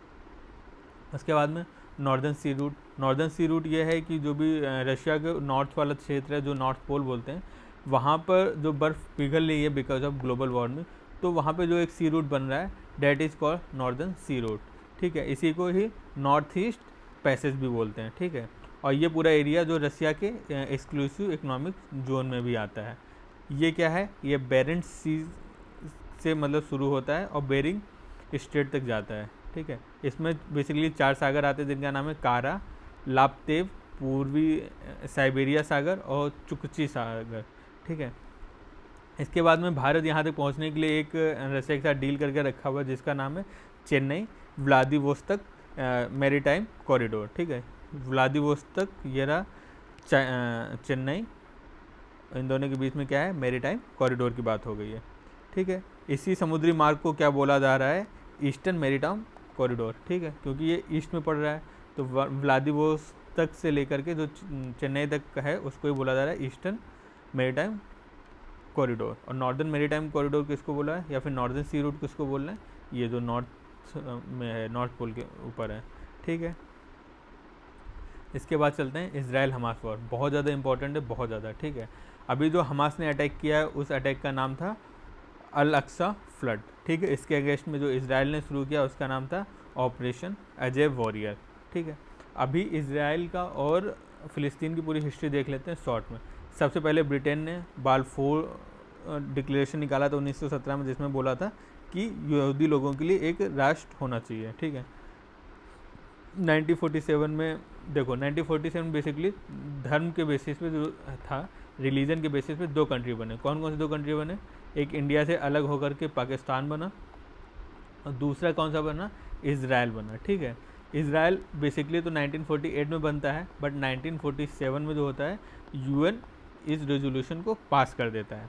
जैसे ही ये रेजोल्यूशन पास होता है 1948 में कंट्री बनता है, वैसे ही फर्स्ट अरब इजराइल वॉर होता है, ठीक है। फर्स्ट अरब इजराइल वॉर जो 1948 में हुआ था, और जो सेकंड अरब इजराइल वॉर था जो कि 1956 में हुआ था, इन दोनों में ही ब्रिटेन और फ्रांस इजराइल की हेल्प करते हैं, ठीक है। तीसरा जो अरब इजराइल वॉर हुआ था वो 6 दिन में ही जीत लिया था, जिसमें इजराइल ने गोलन हाइट्स, गाजा पट्टी, वेस्ट बैंक, इन सबको कब्जा कर लिया था। जो फोर्थ था जिसका नाम था योम किप्पुर युद्ध, वो 1973 में हुआ था। इतनी क्रोनोलॉजी याद रखने की ज़रूरत है नहीं, बस मोटा मोटा याद रखना है कि पहले बाल्फोर डिक्लेरेशन किससे रिलेटेड है, उसके बाद में योम किप्पुर वॉर किससे रिलेटेड है, इतने में काम चल जाएगा अपना। उसके बाद में जो 1987 में था, जो हमास है, हमास का ही नाम है इस्लामिक रेजिस्टेंस मूवमेंट, इसकी स्थापना 1987 में हुई थी। क्योंकि जो ऑपरेशन अल अक्सा फ्लड है वो किसने किया? हमास ने किया है, इसलिए हमें हमास के बारे में पता होना चाहिए। तो हमास बना था 1987 में, कैसे आया था? इस्लामिक रेजिस्टेंस मूवमेंट के रूप में आया था, 1986 में बना है। और ये इसका काम ये था कि जो भी गाजा, वेस्ट बैंक और पूर्वी यरूशलेम है, ईस्टर्न यरूशलेम है, उसमें जो इजराइल का कब्जा है उसको ख़त्म करना है। ये कब्जा कब किया था? ये थर्ड जो अरब वॉर हुआ था, अरब इजराइल वॉर, उसमें कब्जा किया था, तभी उसके बाद में ये बना था, ठीक है। इस हमास को अमेरिका, यूरोपियन यूनियन और इजराइल टेररिस्ट के रूप में डिक्लेयर कर चुके हैं। फिर 1994 में ओस्लो समझौता हुआ था। ओस्लो समझौता के तहत क्या था? तो फिलिस्तीनियन अथॉरिटी है, फिलिस्तीनियन अथॉरिटी को पूर्वी यरूशलेम को छोड़ करके बाकी एरियाज़ में क्या था, थोड़ा सा लिमिटेड सेल्फ गवर्नेंस का प्रोविज़न किया गया था। बेसिकली जो ओस्लो अकॉर्ड है उसमें एक तरफ फिलिस्तीनियन अथॉरिटी और एक तरफ इजराइल, इन दोनों के बीच में समझौता हुआ है, और इसमें फिलिस्तीनी अथॉरिटी को ईस्टर्न यरूशलेम को छोड़ करके बाकी हर जगह पे थोड़ा सा इंडिपेंडेंस दिया गया कि तुम अपना रूल अपने हिसाब से कर सको, ठीक है। उसके बाद में इम्पोर्टेंट क्या है? हाँ, और ये ओस्लो अकॉर्ड है बेसिकली 2 स्टेट थ्योरी को सपोर्ट करता है। अब इंडिया का व्यू क्या है? इंडिया भी 2 स्टेट्स को 2 स्टेट के आइडिया को सपोर्ट करता है। 2 स्टेट सोल्यूशन होना चाहिए, दोनों देश इंडिपेंडेंट होने चाहिए, दोनों देश स्वतंत्र होने चाहिए और सॉवरेन होने चाहिए। उसके बाद में अब्राहम अकॉर्ड के बारे में बात करते हैं अपन। अब्राहमिक अकॉर्ड ये है कि इजराइल के साथ में जो अरब कंट्रीज़ जैसे कि यूएई, बहरीन, ये लोग आपस में समझौता करके रिलेशंस को नॉर्मलाइज कर रहे हैं। कौन बीच में मध्यस्थता कर रहा है? यूएसए कर रहा है, इसी को बोल रहे हैं अब्राहम अकॉर्ड। अब्राहम अकॉर्ड क्या है? इजराइल के साथ में अरब कंट्रीज़ जैसे कि यूएई, बहरीन, इनके रिलेशंस को नॉर्मलाइज होना ही अब्राहम अकॉर्ड का मेन ऑब्जेक्टिव था। इसके अकॉर्ड के बाद में कौन कौन? सूडान, बहरीन, मोरक्को भी इसमें शामिल होने की बात किया है, ठीक है। और क्या है? सूडान के साथ नहीं हुआ है, बट बहरीन और मोरक्को के साथ में ऑलरेडी रिलेशन हो गया। जॉर्डन 1994 में मतलब रिलेशन नॉर्मलाइज कर लिया था। उसके बाद में देखा जाए तो इजिप्ट सबसे पहला कंट्री था 1979 में जिसने क्या बोलेंगे 1979 में इजराइल के साथ रिलेशन को नॉर्मलाइज करने वाला फर्स्ट अरबिक कंट्री था, इजिप्ट था 1979 में। इसके बाद में अभी तक टोटल 5 अरब कंट्रीज़ हैं जिनके रिलेशन नॉर्मल हो चुके हैं इजराइल के साथ में। ये 5 कौन है? इजिप्ट पहला कंट्री, दूसरा जॉर्डन, फिर अभी अब्राहमिक अकॉर्ड के तहत यूएई, बहरीन एंड मोरक्को। मतलब यूएई, बहरीन, मोरक्को अभी आए हैं अब्राहमिक अकॉर्ड के तहत, मिस्र पहला था और जॉर्डन दूसरा था। बाकी इंडिया का बता दिया 2 स्टेट को सोल्यूशन को सपोर्ट करता है, जब ये इज़राइल बन रहा था यूएन में 1947 में जो रेजोल्यूशन आया था, इंडिया ने उसके अगेंस्ट में वोट दिया था, बट 1950s में इसको मान्यता दे दी थी और 1992 में मतलब डिप्लोमेटिक रिलेशन बन गए थे और 2017 में हमने अपनी पॉलिसी को डीहाइफेनेट कर दिया था। डीहाइफेनेट का मतलब यह है कि जो इंडिया की पॉलिसी इज़राइल से रिलेटेड है और फ़िलिस्तीन से रिलेटेड है, इन दोनों को अलग अलग देखा जाएगा, एक दूसरे के रिलेशन को मतलब कंपेयर करके नहीं देखा जाएगा। इंडिया इज़राइल के रिलेशंस अलग रहेंगे और इंडिया फ़िलिस्तीन के रिलेशंस अलग रहेंगे, ठीक है। यही है डीहाइफेनेशन का मतलब। उसके बाद में ऑपरेशन अजय क्या था, जो अरब ऑपरेशन अजय के तहत क्या है कि इज़राइल और हमास का जो वॉर है उससे इंडियंस को वहाँ से वापस ले करके आना, उस वॉर से बचा करके, डैट इज़ ऑपरेशन अजय, ठीक है। अभी फोर्थ योम किप्पुर वॉर के बारे में बात कर चुके हैं। फोर्थ अरब इज़राइल वॉर था, उसी को बोलते हैं योम किप्पुर वॉर, ठीक है। उसके 50 साल हो गए, इसलिए न्यूज़ में था। उसके बाद में जो इंटरनेशनली वॉर होता है उससे रिलेटेड कुछ लॉ है। जैसे पहला लॉ है juice eight Belum. Juice eight Belum का मतलब ये है कि कोई लॉ वॉर हो रहा है तो वॉर होने के लेजिटिमेट रीजंस होने चाहिए। ऐसे नहीं कि बस पावर हेल्प कर पावर के लिए कर लिए या फिर कब्जा करने के लिए कर लिए या फिर किसी को अपने अंदर लेके आना है उसके लिए कर लिए, ऐसा नहीं। लेजिटिमेट रीज़न होने चाहिए किसी वॉर को करने के लिए। लेजिटिमेट रीज़न होगा तो यूएन चार्टर का आर्टिकल 2 और आर्टिकल 51 दोनों ही सपोर्ट करेगा, ठीक है। आर्टिकल 2 क्या है? आर्टिकल 2 बताता है कि लेजिटिमेट क्या होगा। लेजिटिमेट ये होगा कि किसी की सॉवरेनिटी खतरे में आ रही है, किसी की इंडिपेंडेंस खतरे में आ रही है, ठीक है, तो तुम अटैक वॉर के लिए जा सकते हो। और आर्टिकल 51 बात करता है कि यदि कोई तुम्हारे ऊपर अटैक कर रहा है तो या तो अपनी दम पे या फिर पूरा कलेक्टिव सिक्योरिटी के दम पे अपने को प्रोटेक्ट करना है, ठीक है। तो जूस एट बेलम क्या है? लेजिटिमेट रीज़न होने चाहिए। इसको सपोर्ट कौन करता है? यूएन चार्टर का आर्टिकल 2। आर्टिकल 2 बोलता है कि तुम्हारी जो सॉवरेनिटी है या फिर जो कंट्री की इंडिपेंडेंस है वो खतरे में आ रही है तो तुम वॉर के लिए जा सकते हो। और आर्टिकल 51 ये बोलता है कि तुम्हारे ऊपर कोई अटैक कर रहा है तो अटैक के कॉन्टेक्स्ट में तुम या तो कलेक्टिव सिक्योरिटी की बात कर सकते हो, कलेक्टिव सिक्योरिटी के दम पे अपनी रक्षा कर सकते हो, या फिर अकेले खुद ही अपनी मतलब खुद अटैक में जा करके खुद अटैक करके अपने आप को प्रोटेक्ट कर सकते हो अपनी आर्मी यूज़ करके। कलेक्टिव सिक्योरिटी का एग्जांपल क्या हो सकता है? एक तो यूएन का ही पीस कीपिंग फोर्स, यूएन की पीस कीपिंग फोर्स नहीं, तुम्हारी नाटो आर्टिकल 51 के तहत ही है और ये कलेक्टिव फोर्स का एक बेस्ट एग्जांपल हो जाता है, ठीक है।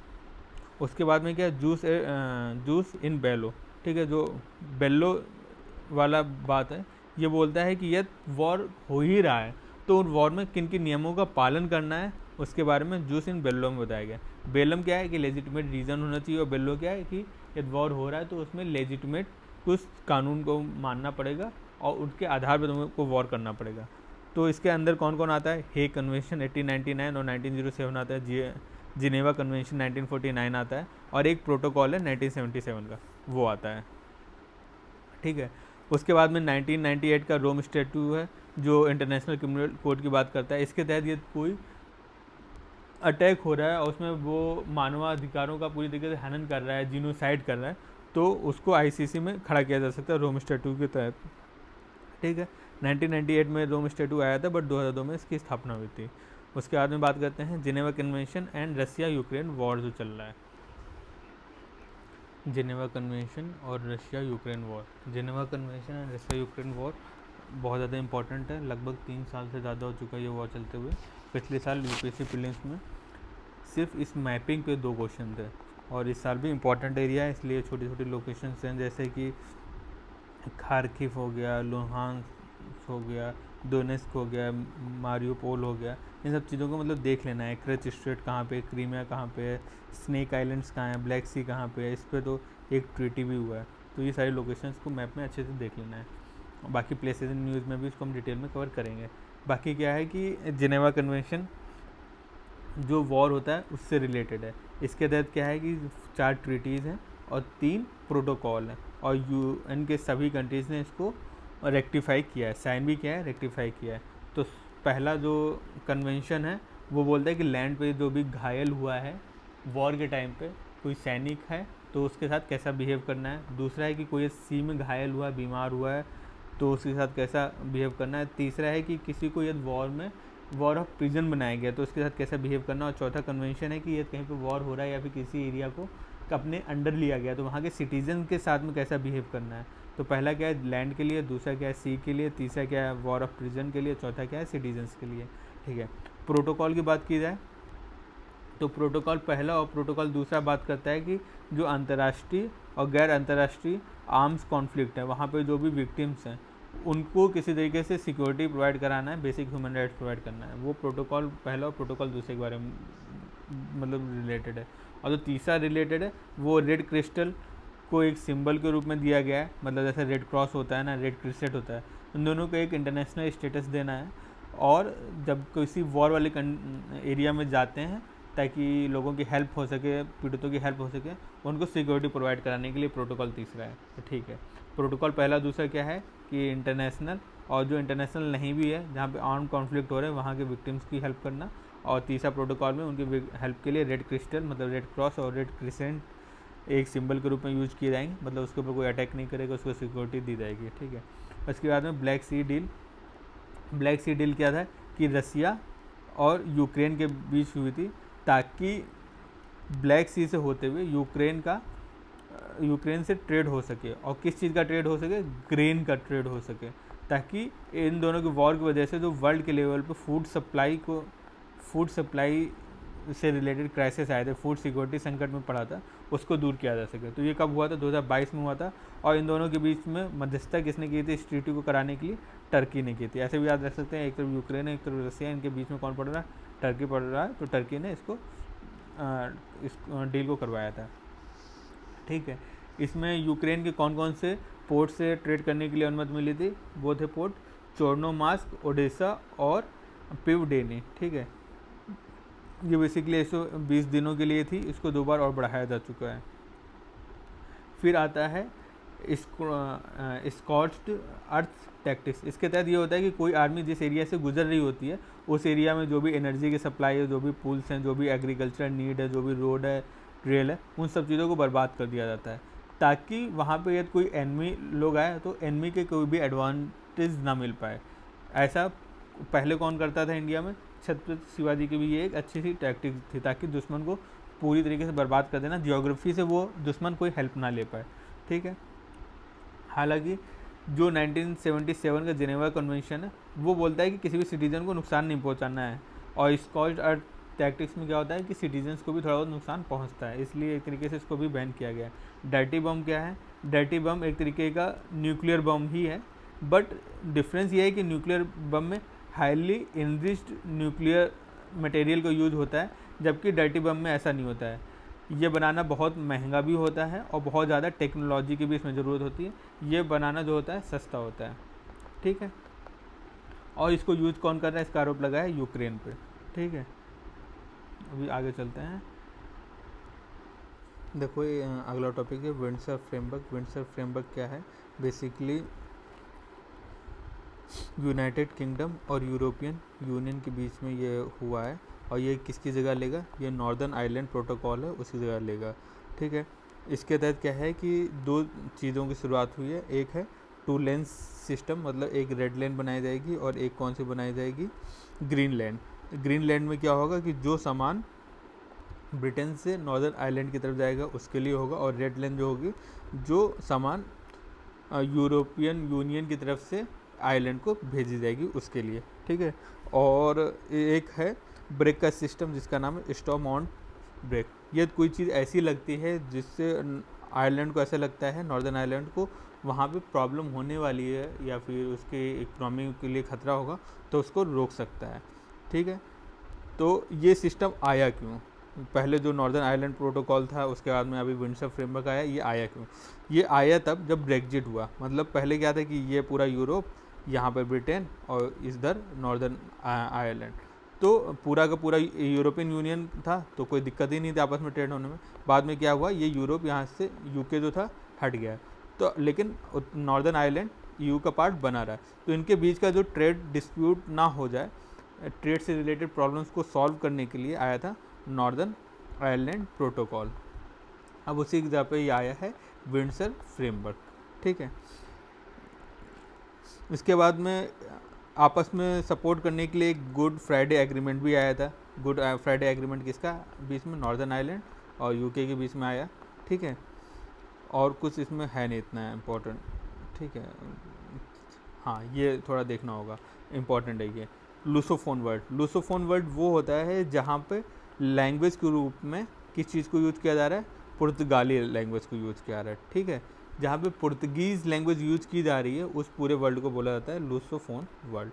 यहाँ पे 4 कॉन्टिनेंट के 9 देश आते हैं, ठीक है। और सदर्न गोलार्ध में, सदर्न कॉन्टिनेंट में सबसे ज़्यादा बोले जाने वाली जो भाषा है वो पुर्तगाली है, ठीक है।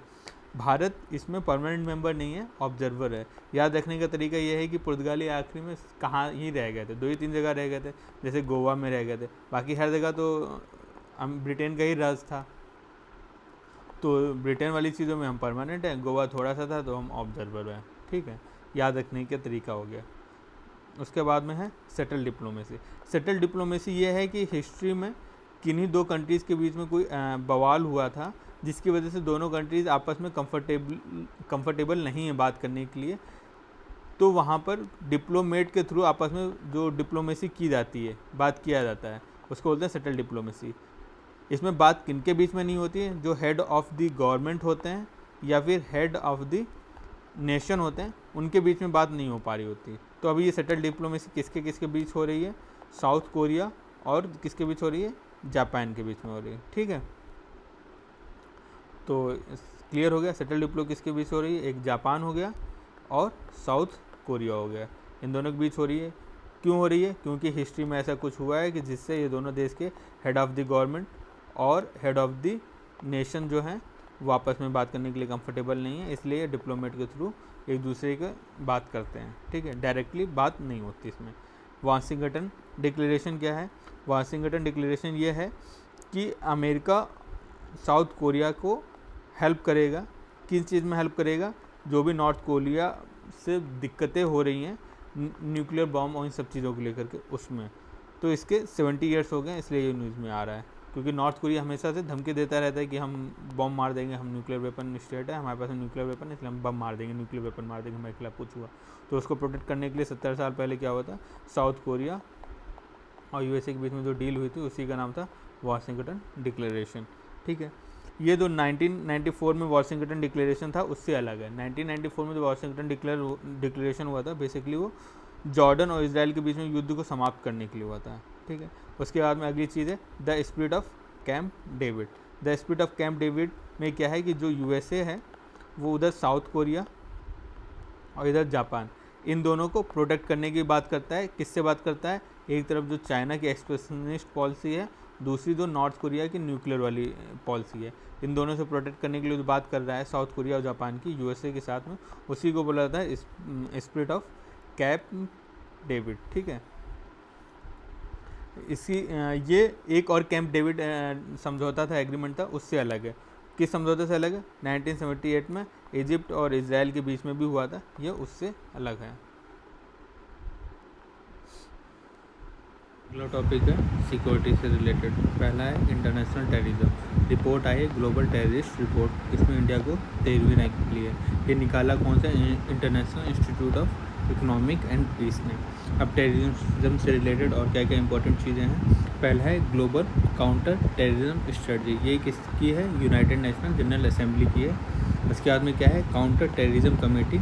ये कमेटी क्या है, जो यूएनएससी का रेजोल्यूशन है 1373, ये रेजोल्यूशन याद रखना, यूपीएससी में 2 से 3 बार रेजोल्यूशन पर क्वेश्चन आ चुका है। तो जो काउंटर टेररिज्म कमेटी है उसने जो यूएनएससी का रेजोल्यूशन है 1373, उसका कार्यान्वयन कैसा हो रहा है उसकी निगरानी करने के लिए ये कमेटी है, ठीक है। इंडिया कुछ टाइम पहले शायद पिछले साल ही इसका मेंबर हुआ करता था, मतलब वो 2-2 साल के लिए होता है, तो तब इंडिया था पिछले साल। उसके बाद में क्या है, ग्लोबल काउंटर टेररिज्म फोरम।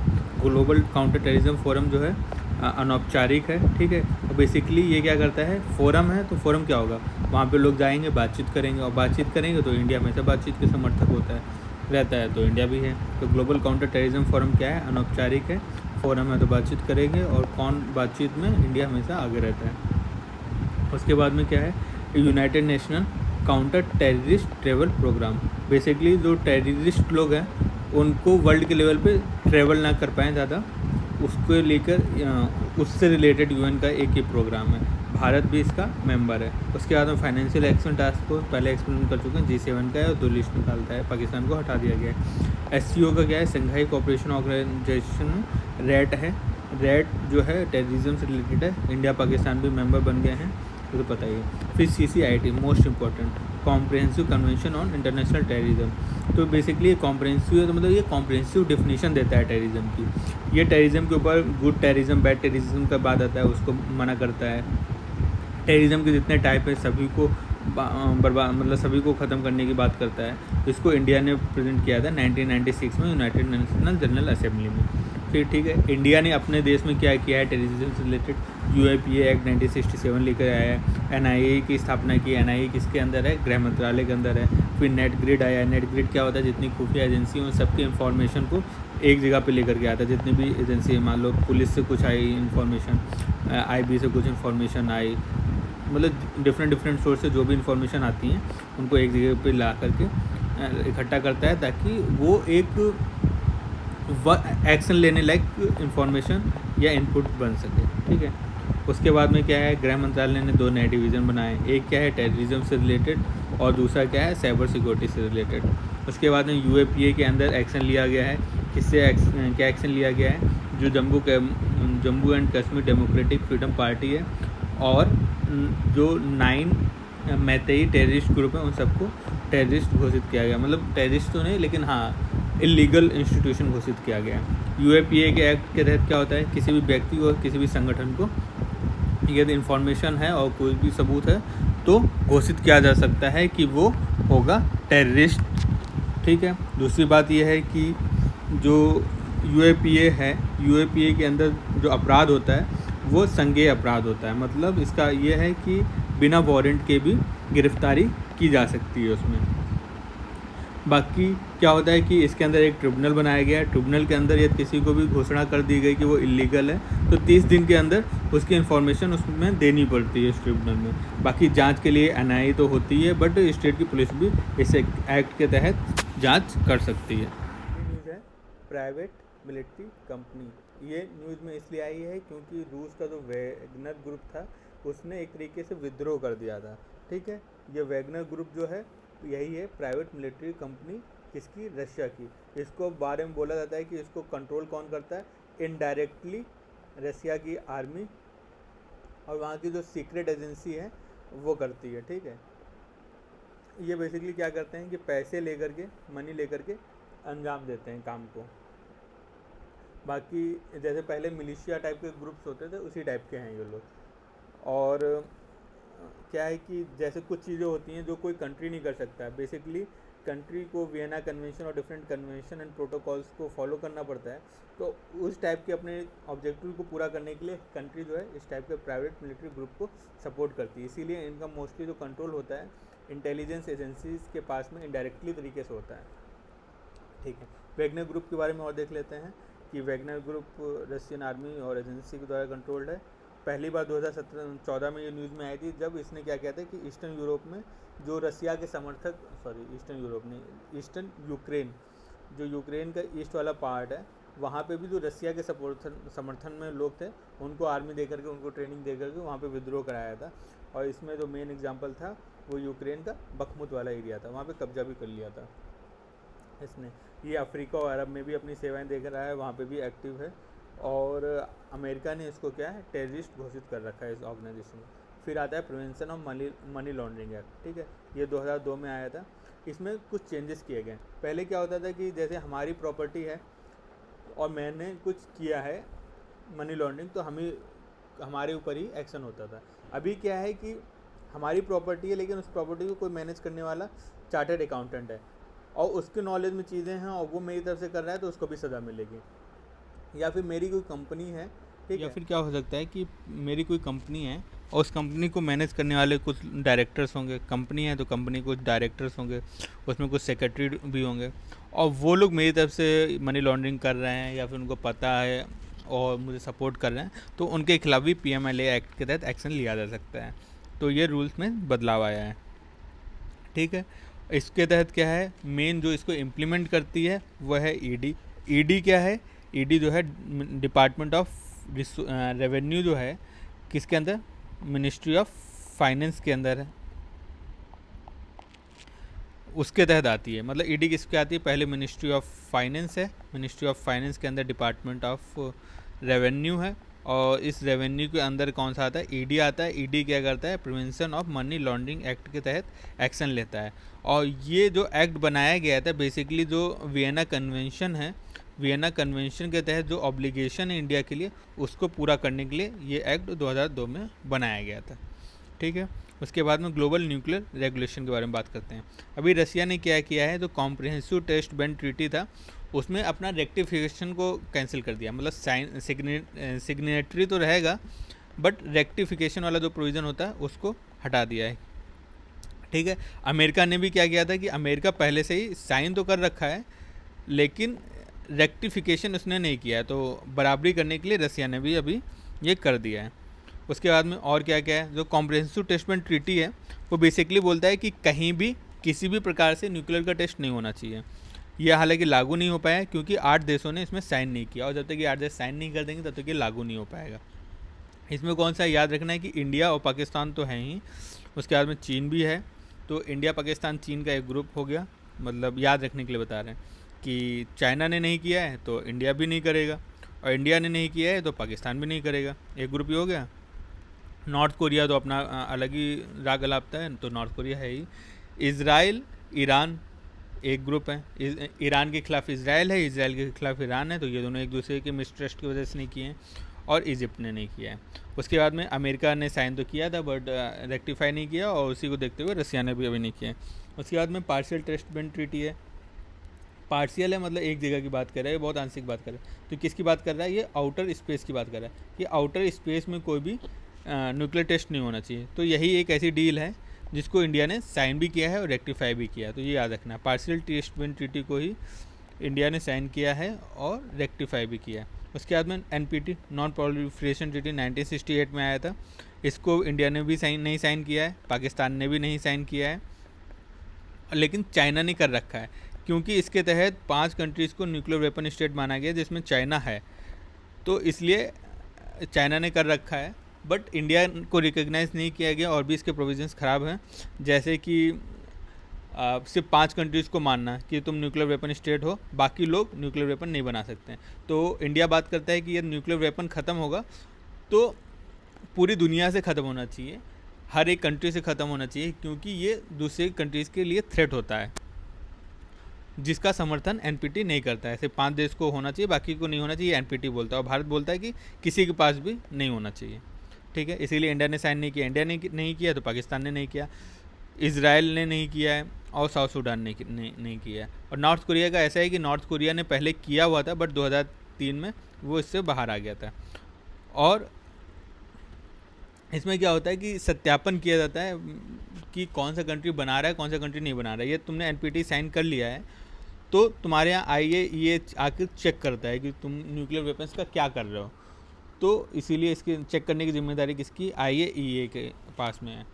उसके बाद में क्या है, TPNW treaty on prohibition of nuclear weapon, ये भी बाइंडिंग है और ये पहला बाइंडिंग एग्रीमेंट है, यूएन के अंदर है लेकिन इंडिया इसका समर्थन नहीं करता है। ठीक है। फिर मल्टीलेटरल एक्सपोर्ट कंट्रोल रिजीम है, इसके अंदर बेसिकली 4 आते हैं। एक आता है NSG, दूसरा आता है MTCR, तीसरा वासिना ग्रुप, चौथा आता है ऑस्ट्रेलिया ग्रुप।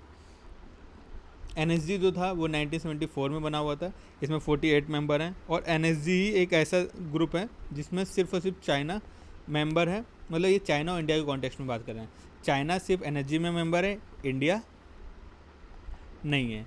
लेकिन बाकी के जो 3 ग्रुप हैं उसमें जो है इंडिया मेंबर है, चाइना मेंबर नहीं है। तो ये याद रखना है, NSG में चाइना मेंबर है, इंडिया नहीं है, बाकी 3 में इंडिया मेंबर है, चाइना मेंबर नहीं है। ठीक है। न्यूक्लियर सप्लाई ग्रुप, बाकी MTCR क्या है, मिसाइल टेक्नोलॉजी को लिमिट रखता है कि जैसे इंटरकॉन्टिनेंटल बैलिस्टिक मिसाइल है उस पर कंट्रोल रखने के लिए। वासेनार क्या है, जो ट्रेडिशनल वेपन्स होते हैं और या फिर जो डबल यूज़ करने वाली टेक्नोलॉजी है, मतलब दिखेगा तो कि ये पीसफुल पर्पसेस के लिए है बट उसका इनडायरेक्ट वे में दूसरे के लिए थ्रेट भी हो सकता है, तो उससे रिलेटेड ग्रुप बनाया गया वासेनार ग्रुप। फिर ऑस्ट्रेलिया ग्रुप बेसिकली केमिकल और बायोलॉजिकल टेक्नोलॉजी के बारे में बात करता है। ये चारों के चारों ही जो हैं ये अनौपचारिक हैं, ठीक है, कोई भी औपचारिक नहीं है, चारों ही अनौपचारिक हैं। उसके बाद में चलते हैं nuclear weapon free zone. Nuclear weapon free zone बनाया गया है, इंडिया की पॉलिसी भी है कि जो न्यूक्लियर वेपन फ्री जोन है वहाँ पे अटैक नहीं करेंगे, ठीक है, और वर्ल्ड की भी ये पॉलिसी है कि जो न्यूक्लियर वेपन फ्री जोन है वहाँ पे कोई अटैक नहीं करेगा, और ना ही उस ग्रुप के उस जोन के कोई भी कंट्री के पास में न्यूक्लियर वेपन रहेगा, ठीक है। इसका मतलब यही है, न्यूक्लियर वेपन फ्री जोन का मतलब यही है कि उस जोन में कोई भी कंट्री न्यूक्लियर वेपन नहीं रखेगा और ना ही उस जोन के कंट्रीज़ पे कोई अटैक करेगा। कौन कौन सा है? पहला है टेल्को, ये है Latin American and Caribbean area के लिए। रारोटोंगा साउथ पैसिफिक एरिया के लिए। बैंकॉक सबको ही समझ में आ गया होगा, साउथ ईस्ट एशिया के लिए। पेलिंडाबा अफ्रीका एरिया के लिए। सेमीपलाटिस्क मिडिल एशिया के लिए, ठीक है। और क्या है, एक आउटर स्पेस ट्रीटी आई थी 1967 में, ये बोलता है कि आउटर स्पेस में कोई भी न्यूक्लियर वेपन को तैनात नहीं किया जाएगा। भारत ने इसको साइन किया हुआ है, ठीक है, रेक्टिफाई भी किया है। दूसरा है कि फिसल मिसाइल कट ऑफ ट्रीटी। फिसल मिसाइल कट ऑफ ट्रीटी क्या है कि जो भी हाई इनरिच्ड यूरेनियम है और प्लूटोनियम है, ये कितना क्या कहाँ डेवलप बन रहा है, उसको कट ऑफ होना चाहिए, उसको कम करना चाहिए, क्योंकि हाई इनरिच्ड यूरेनियम से ही न्यूक्लियर वेपन बनते हैं। तो उससे रिलेटेड जो ट्रीटी है वो FMCT है, इंडिया ने इसको भी सपोर्ट किया है और इसमें भी साइन किया है। उसके बाद में START 1, START 2, न्यू स्टार्ट, ये तीनों जो हैं, एक तरफ रसिया और दूसरी तरफ USA, इनके बीच में हुआ है स्ट्रेटेजिक वेपन्स को कंट्रोल करने के लिए। स्पेस वॉरफेयर के बारे में आगे देखते हैं। चीन ने एक कमांड बनाया जिसका नाम है near space command. Near space command का मतलब क्या है कि नियर स्पेस में जो भी चीज़ें होंगी उनको मैनेज करके रखना है। किससे रिलेटेड? वॉर से रिलेटेड। तो नियर स्पेस क्या होता है? जो 20 से लेकर के 100 किलोमीटर का एरिया होता है स्पेस में, उसको नियर स्पेस बोलते हैं। दिक्कत क्या है कि जो आउटर स्पेस ट्रीटी है वो आउटर स्पेस की बात करता है, ठीक है, ना कि नियर स्पेस के। इसीलिए ये स्लूप होल का फ़ायदा उठाते हुए उसने नियर स्पेस कमांड बनाया है। तो ये कौन सा विंग होगा? ये 5वां विंग होगा। इसके अलावा 4 विंग कौन सा है? आर्मी है, नेवी है, एयरफोर्स है, एंड रॉकेट के लिए एक अलग विंग है पूरा का पूरा, ठीक है। उसके बाद में जैसे क्या होता है नियर स्पेस से रिलेटेड अभी कुछ इंसिडेंट याद होंगे कि अमेरिका के ऊपर कुछ गुब्बारे मिले थे जिसका में आरोप लगाया जा रहा था कि वो चाइना ने जासूसी करने के लिए भेजे हैं। उस टाइप की चीज़ें हो सकती हैं। और कैसी टेक्नोलॉजी हो सकती है? Earth to space kinetic warfare, मतलब ज़मीन से कोई मिसाइल फेंकी क्या मतलब छोड़ी, और ऊपर जो सैटेलाइट है किसी कंट्री का उसको तोड़ दिया, तो वहाँ का कम्युनिकेशन बंद हो जाएगा, या फिर जो भी सैटेलाइट बेस्ड सर्विस है वो सब बंद हो जाएगी। तो ये क्या हो गया? अर्थ टू स्पेस काइनेटिक से रिलेटेड वेपन। फिर क्या है? स्पेस टू स्पेस क्या है कि जो ऑर्बिट है, जिस ऑर्बिट में किसी कंट्रीज़ के सैटेलाइट घूम रहा है उसमें बहुत सारा कूड़ा करकट या डेब्रिस फैला देना, जिससे उसके सैटेलाइट में दिक्कत होगी और टूट जाएगा और सैटेलाइट काम करना बंद कर देगा। तो ठीक है, ये स्पेस टू स्पेस हो गया। पहला ज़मीन से कोई मिसाइल भेजी तो अर्थ टू स्पेस हो गया। अब क्या होगा? स्पेस टू अर्थ, मतलब स्पेस में कोई वेपन तैनात करना और वो ज़मीन पे कहीं पे टारगेट करे वेपन लॉन्च करके, जिसका एक एग्जांपल है फ्रैक्शनल ऑर्बिटल बम्बार्डमेंट सिस्टम। यही पिछले साल 2023 में UPSC प्रीलिम्स में क्वेश्चन पूछा था। इसमें क्या होता है कि ये अर्थ है, इसकी ऑर्बिट में एक कोई वेपन घूमता रहेगा। तो इससे क्या होगा कि जो भी नीचे अर्थ है उस में कोई कंट्री है उसको पता नहीं लगेगा कि ये वेपन कहाँ पे हिट करेगा, क्योंकि वो तो ऐसे ऑर्बिट में घूम रहा है। और जिस कंट्री का ये वो वेपन है वो जब चाहेगा अर्थ के किसी भी पॉइंट पे उस वेपन को लॉन्च कर देगा। तो इसलिए कोई कंट्री श्योर भी नहीं हो पाएगा ये किसके ऊपर अटैक करने वाला है, और जिसका ये वेपन है वो कहीं पे भी उससे अटैक कर सकता है। तो वही है फ्रैक्शनल ऑर्बिटल बम्बार्डमेंट सिस्टम। फिर क्या है? Earth to space non kinetic weapon, जैसे जैमर यूज़ कर दिया, लेज़र वेपन यूज़ कर लिया, साइबर अटैक कर दिया, ये हो गया। और space to space non kinetic weapon क्या हो गया कि जैसे हाई पावर्ड माइक्रोवेव लेज़र का यूज़ कर लिया, कोऑर्बिटल जैमर्स का यूज़ कर लिया, उस टाइप की चीज़ें। तो इससे रिलेटेड कुछ फ्रेमवर्क होने चाहिए जो स्पेस में वेपनाइजेशन को बढ़ा रहे हैं। तो वो फ्रेमवर्क कुछ हैं, जैसे एक लाइबिलिटी कन्वेंशन, इसके तहत यह है कि जो भी अंतरिक्ष में चीज़ें छोड़ी जाएंगी उससे कुछ भी नुकसान होगा तो इसकी लाइबिलिटी जो वेपन को छोड़ रहा है या फिर जो भी मतलब सैटेलाइट छोड़ी गई जिसने छोड़ी है उसकी जिम्मेदारी होगी। इसीलिए कुछ भी अंतरिक्ष में छोड़ा जाता है तो उसके लिए रजिस्ट्रेशन करना पड़ता है। इस पर एक कन्वेंशन 1975 में बनाया गया था। उसके बाद में 1979 में मून एग्रीमेंट आया। मून एग्रीमेंट सिर्फ और सिर्फ मून के से रिलेटेड नहीं है। मून का मतलब है कि कोई भी स्पेस की चीज़, जैसे कोई भी प्लेनेट हो गया, कोई भी सैटेलाइट हो गया, वहाँ पे कुछ भी मतलब यूज़ होगा तो वो पीसफुल पर्पसेस के लिए होगा। वहाँ पे तुम ऐसा नहीं कि आर्मी जाकर ले जाकर के कंट्रोल कर लिए, सिर्फ पीसफुल पर्पसेस के लिए स्पेस की चीज़ें यूज़ होंगी। तो वो है एग्रीमेंट, मून एग्रीमेंट। उसके बाद में पार्शियल टेस्टमेंट ट्रीटी देख ही लिए हैं। इसमें क्या होता है, आउटर स्पेस में न्यूक्लियर वेपन को रोकते हैं। उसके बाद में पारोस एग्रीमेंट है। पारोस क्या है, prevention of arms race in outer space agreement. उसके बाद में बनाया गया United Nation Office for Outer Space Affairs, कि क्या क्या हो रहा है उस पर यूएन का ऑफिस है, इसमें भारत मतलब मेंबर है। उसके बाद में क्या है, हाँ, prevention of placement of weapon in the outer space and threat. ये भी क्या है, पिछले साल की एक न्यूज़ है, शायद ये पिछले साल क्वेश्चन भी था 2023 में। जैसे कि पूरा का पूरा जो भी आउटर स्पेस से रिलेटेड चीज़ें हैं वो बेसिकली यूरोप सेंट्रिक हैं। तो उसी के अगेंस्ट में जो है चाइना और रसिया का ये प्रस्ताव था, PPWT, इसका पूरा नाम था prevention of placement of weapon in outer space and threat. ठीक है, इसी टाइप का जो प्रोग्राम है यूरोप का उसका नाम है कोड, और अमेरिका का जो प्रोग्राम है उसका नाम है आर्टेमिस अकॉर्ड, जिसके बारे में हम पहले बात कर चुके हैं। तो ये वाला याद रखना है। ठीक है, उसके बाद में क्या है, इंडिया ने क्या क्या किया आउटर स्पेस से रिलेटेड, क्योंकि आर्म रेस हो रही है तो हम अपनी सिक्योरिटी के लिए कुछ तो कदम लेंगे। तो मिशन शक्ति, जो मैंने बताया था कि अर्थ से स्पेस पे काइनेटिक एनर्जी का यूज़ करके अटैक करना, तो ये मिशन शक्ति यही थी कि अर्थ से हमने एक मिसाइल छोड़ी थी जो कि सैटेलाइट को तबाह कर सकती है। तो वो प्रोग्राम का नाम था मिशन शक्ति। दूसरा था कि रक्षा अंतरिक्ष एजेंसी एक बनाई गई है। ठीक है, जिसमें बेसिकली मतलब तीनों सेनाओं के लोग होंगे जो अंतरिक्ष से रिलेटेड काम को देखेंगे। उसके बाद में जैसे DRDO है वैसे DSRA बनाई गई है जो स्पेस में रिसर्च से रिलेटेड काम को देखेगा। नाविक है जो हमारा देश की, जैसे ये बाउंड्री है, 2 मिनट, ये बाउंड्री है, इससे 15 किलोमीटर आगे तक चीज़ों को सर्विलांस करेगा। ये हमारा खुद का नेविगेशन सिस्टम है नाविक। इंडिया स्पेस एक्स बनाया गया, ये एक प्रकार का अंतरिक्ष युद्ध अभ्यास था। ठीक है, पहला सिमुलेशन वाला, मतलब डायरेक्टली हम लोग नहीं गए थे, सिमुलेशन बेस्ड ये हमने युद्ध अभ्यास किया था जिसका नाम था इंडिया स्पेस एक्स। एक्स का मतलब है एक्सरसाइज। ठीक है, फिर मिशन डेफ स्पेस, डेफ का मतलब यहाँ पे डिफेंस है। ठीक है, डिफेंस का मतलब क्या है कि हमें टेक्नोलॉजी डेवलप करनी है और उसमें आत्मनिर्भर बनना है, इंडिपेंडेंट बनना है डिफेंस टेक्नोलॉजी से रिलेटेड। तो फिर से एक बार रिवाइज करते हैं। मिशन शक्ति, जैसे एंटी सैटेलाइट वाली जो मिसाइल हमने लॉन्च की थी उससे रिलेटेड है। डिफेंस अंतरिक्ष एजेंसी बनाई गई है। DRDO की तरह एक DSRA बनाई गई रिसर्च करने के लिए। नाविक है हमारा नेविगेशन सिस्टम। इंडिया स्पेस एक सिमुलेशन आधारित एक्सरसाइज है। और मिशन डेफ स्पेस क्या है, डिफेंस से रिलेटेड टेक्नोलॉजी में इंडिपेंडेंट बनने के लिए।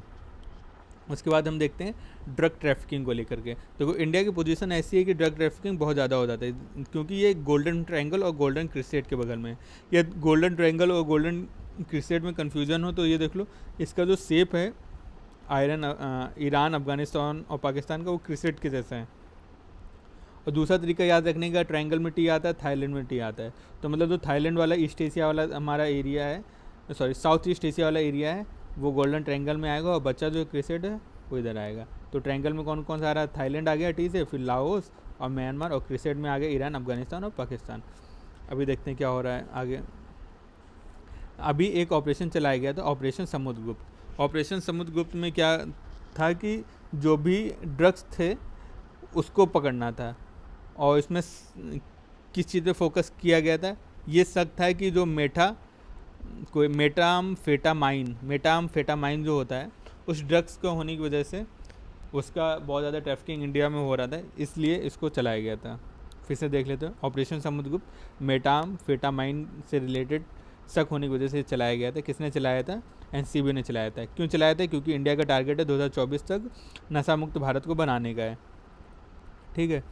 और ये तो बेसिक सी इन्फॉर्मेशन है, ये तो आएंगे नहीं। हाँ, ये इंपॉर्टेंट है कि जो यूएन से रिलेटेड कन्वेंशन है यूएन में, उन सब में इंडिया ने सिग्नेटरी किया है। एग्जाम्पल के रूप में क्या है? नारकोटिक ड्रग्स पे 1961 का कन्वेंशन, साइकोट्रॉपिक सब्सटेंस कन्वेंशन 1971, उसके बाद narcotics drugs and psychotropic substance की जो इलीगल ट्रैफिकिंग होती है उसके खिलाफ 1988 में कन्वेंशन आया है। उसके बाद में जो नशा मुक्त अभियान चलाया जा रहा है, तो जिन एरियाज़ में सबसे ज़्यादा नशा के केसेस आ रहे हैं, मतलब 272 ज़िले जहाँ पे सबसे ज़्यादा प्रॉब्लम है, वहाँ पर नशा मुक्त भारत अभियान चलाया गया है। उसके बाद में क्या है? सिम्स नामक पोर्टल बनाया गया ताकि जो भी जब्त किए गए हैं बड़ी मात्रा में मादक पदार्थ, उनसे रिलेटेड इन्फॉर्मेशन यहाँ पे डाली जा सके सिम्स में, मतलब सीजर इंफॉर्मेशन मैनेजमेंट सिस्टम। उसके बाद में एक सेंटर बनाया गया है, क्या है? नार्को कोऑर्डिनेशन सेंटर, मतलब जो डिफरेंट स्टेट सेंट्रल की एजेंसियाँ आपस में काम कर रही हैं उसमें कोऑर्डिनेशन अच्छा रहे, इसलिए बनाया गया। नारकोट NCORD, मतलब एन से नारकोटिक्स से, कॉर्ड से कोऑर्डिनेशन है, ठीक है। फिर NCB क्या है? NCB गृह मंत्रालय के अंदर है और NDPS एक्ट 1985 तो उसके तहत बना था, ये इंपॉर्टेंट है। NCB क्या है? गृह मंत्रालय के अंदर काम करता है और NDPS एक्ट 1985 के तहत काम करता है। साइबर सिक्योरिटी अगला टॉपिक। साइबर सिक्योरिटी में क्या है इंपॉर्टेंट है? CERT In organisation. CERT In organisation क्या है? 2004 में बनाई गई थी मेटी ऑर्गेनाइजेशन के अंदर। मेटी मतलब ministry of electronics and information technology. किस एक्ट के तहत बनाई गई? 2008 का जो इंफॉर्मेशन टेक्नोलॉजी में अमेंडमेंट एक्ट आया था उसके तहत बनाई गई है, ठीक है। बाकी ये तो इतनी इंपॉर्टेंट है नहीं कि कौन कौन से इनिशिएटिव्स हैं, इनिशिएटिव्स के अंदर की चीज़ें इंपॉर्टेंट होती हैं, तो ठीक। उसके बाद में क्या है कि सर्टिन ने कुछ गाइडलाइंस निकाली हैं। गाइडलाइंस किससे रिलेटेड है? जो भी गवर्नमेंट इंस्टीट्यूशंस हैं, गवर्नमेंट इंस्टीट्यूशन को बोला गया है कि कोई भी साइबर मतलब थेफ्ट होती है, कोई भी साइबर चोरी होती है, तो आपको 6 घंटे के अंदर रिपोर्ट करना है। बेसिकली इसमें छः ही डिजिट बार बार आएगा। पहले क्या है कि 6 घंटे के अंदर आपको रिपोर्ट करना होगा। हर 6 महीने में आपको साइबर सिक्योरिटी का ऑडिट कराना होगा। और कोई भी सिस्टम है ये 15 मिनट तक इनएक्टिव रहता है तो अपने आप ऑटो लॉग आउट का प्रोविज़न रखना होगा जितने भी गवर्नमेंट इंस्टीट्यूशन है उसमें। उसके बाद में बोलता है कि जो एडमिन है केवल मुख्य सुरक्षा अधिकारी की मंजूरी से ही सिस्टम को एक्सेस कर पाएगा, अन्यथा नहीं, ठीक है। उसके बाद में क्या है कि सर्ट इनको राइट टू इन्फॉर्मेशन 2005 के अंदर छूट दी गई है। मतलब क्या है, जो RTI एक्ट 2005 है उसके अंदर एक शेड्यूल है, शेड्यूल 2 के अंदर कुछ चीज़ों को डाल दिया जाता है, जैसे IB हो गई, RAW हो गया, मतलब जो भी सिक्योरिटी से रिलेटेड चीज़ें हैं उसको शेड्यूल 2 में डाल दिया जाता है और उस पर RTI एक्ट नहीं लगता है। तो ये लिखा किस में है? ये आर्टिकल 24 में लिखा हुआ है। मतलब RTI एक्ट के आर्टिकल 24 में लिखा हुआ है कि जो चीज़ें शेड्यूल 2 में होंगी उस पर ये एक्ट नहीं लगेगा। और शेड्यूल 2 में कौन कौन सी चीज़ें डाल दी गई हैं? अभी डाली गई है सर्ट इनको डाल दिया गया है, ठीक है। आगे चलते हैं। उसके बाद में रैंसमवेयर वही है कि मतलब तुम्हारे कंप्यूटर है, ठीक है, तुम्हारे कंप्यूटर को हमने वायरस डाल करके ब्लॉक कर दिया है। अब हम तुमसे बोल रहे हैं कि तुम हमको पैसा दो। पैसा मतलब तुमसे हम रैंसम मांग रहे हैं और रैंसम मांगा है, रैंसम मिलने के बाद ही तुम्हारे हम सिस्टम को खोलने की परमिशन देंगे, अपना वायरस हटाएंगे वहाँ से। तो क्योंकि हमने रैंसम मांगा है तो इसलिए रैंसमवेयर हो गया है। कौन कौन सा नॉलेज सबसे ज़्यादा पॉपुलर था इस बार? इस पर भी क्वेश्चन आ चुका है UPSC में। नाम रैंसमवेयर के पूछा दे कि ये नाम किससे रिलेटेड है, तो अभी याद रख सकते हैं। लॉकबिट क्या था? रैंसमवेयर था। मैकोब रैंसमवेयर था। और DJVU स्टॉम्प ये भी रैंसमवेयर था। इनकी कुछ खास बातें हैं कि जो लॉकबिट था वो मैक के इंस्ट्रूमेंट पे काम करता था, जैसे iPad हो गया, iPhone हो गया। और यदि रैंसम में कोई क्रिप्टो करेंसी मांग ले या क्रिप्टो में बोले कि हमको रैंसम अदा करो, तो उसको बोलते हैं क्रिप्टो वायरस।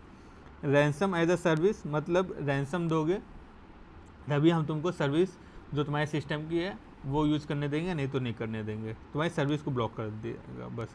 यदि किसी को जो कुछ नए रैंसमवेयर्स भी आए थे, जैसे था वाइस सोसाइटी, ब्लू स्काई, कुछ ये नए वेरिएंट थे।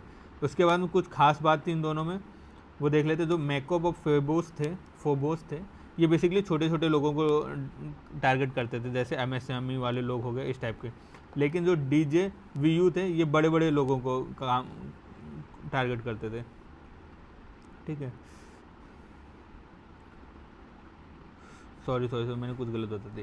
जो मैकअप और फोबोस है वो बेसिकली छोटे संगठनों और ऑर्गेनाइजेशन को टारगेट करते थे, जबकि DJVU या फिर स्टाम्प जैसे चीज़ें जो थी वो बेसिकली इंडिविजुअल लोगों को टारगेट करते थे, ठीक है।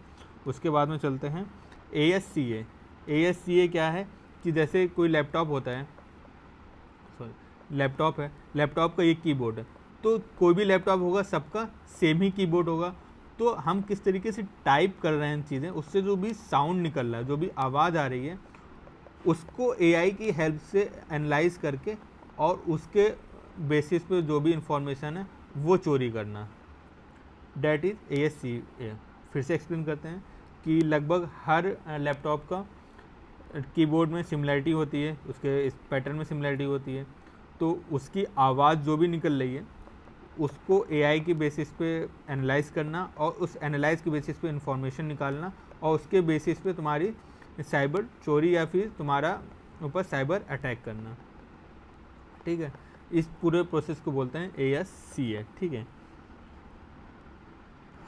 उसके बाद चलते हैं स्पीयर फिशिंग। स्पीयर फिशिंग में क्या होता है कि ईमेल के माध्यम से काफ़ी पर्सनलाइज डेटा तुम्हारा चुराया जाता है। स्मिशिंग क्या होता है, इसमें SMS के माध्यम से SMS आता है, SMS के माध्यम से जो भी चोरी होती है डैट इज़ स्मिशिंग, ठीक है।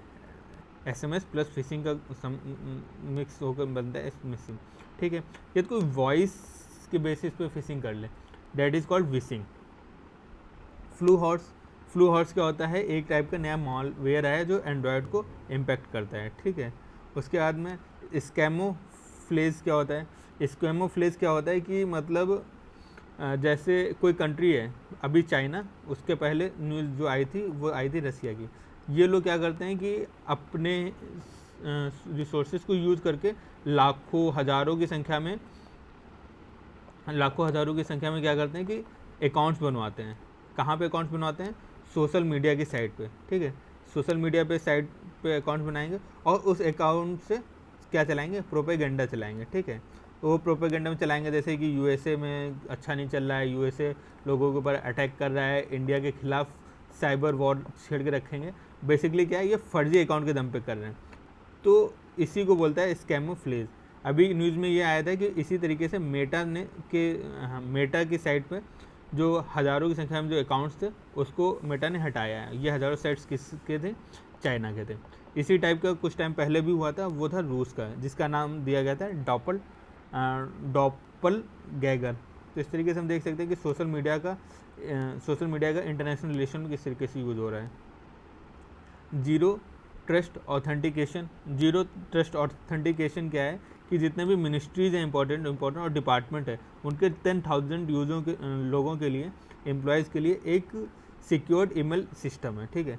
Zero trust authentication, 10,000 central government के एम्प्लॉयज़ हैं, उनके लिए सिक्योर्ड ईमेल का सिस्टम है, ठीक है। इतना याद रखना कि अब चूँकि गवर्नमेंट का है तो कौन डेवलप किया होगा, NIC। गवर्नमेंट के ये सारे काम NIC करती है।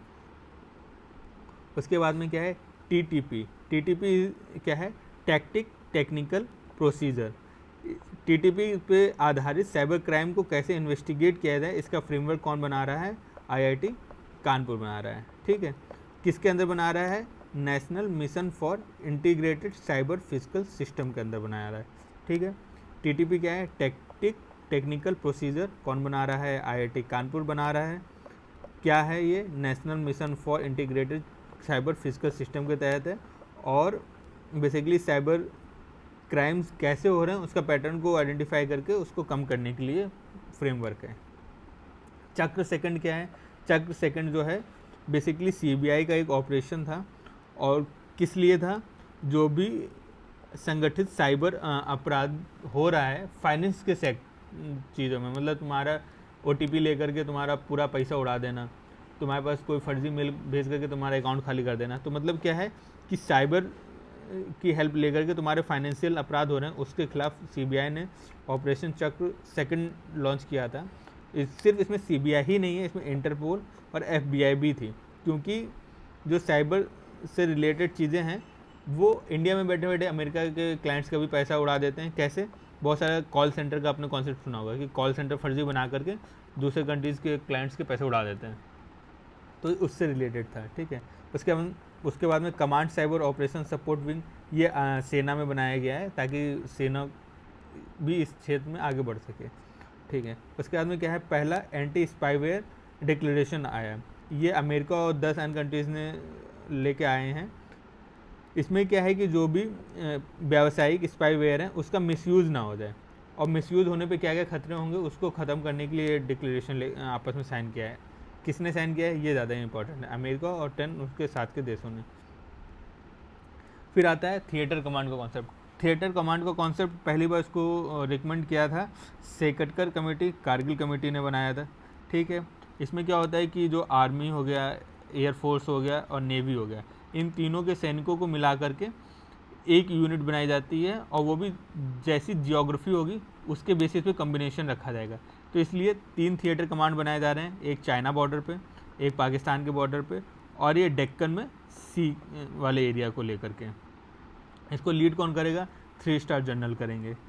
ठीक है, अभी क्या है, इंडिया में 2 ज्वाइंट कमांड है, जैसे थिएटर कमांड में भी तीनों थे ना, नेवी, एयरफोर्स और आर्मी, उसी तरीके से 2 ज्वाइंट कमांड है, उसमें भी तीनों होते हैं। ये कहाँ कहाँ है? एक तो स्ट्रेटजिक वाला हो गया। स्ट्रेटजिक वाला क्या डील काम करता है? स्ट्रेटजिक वाला जो न्यूक्लियर वेपन से रिलेटेड चीज़ें हैं उनकी सुरक्षा करता है और उससे रिलेटेड काम करता है। दूसरा अंडमान एंड निकोबार वाला कमांड जो है।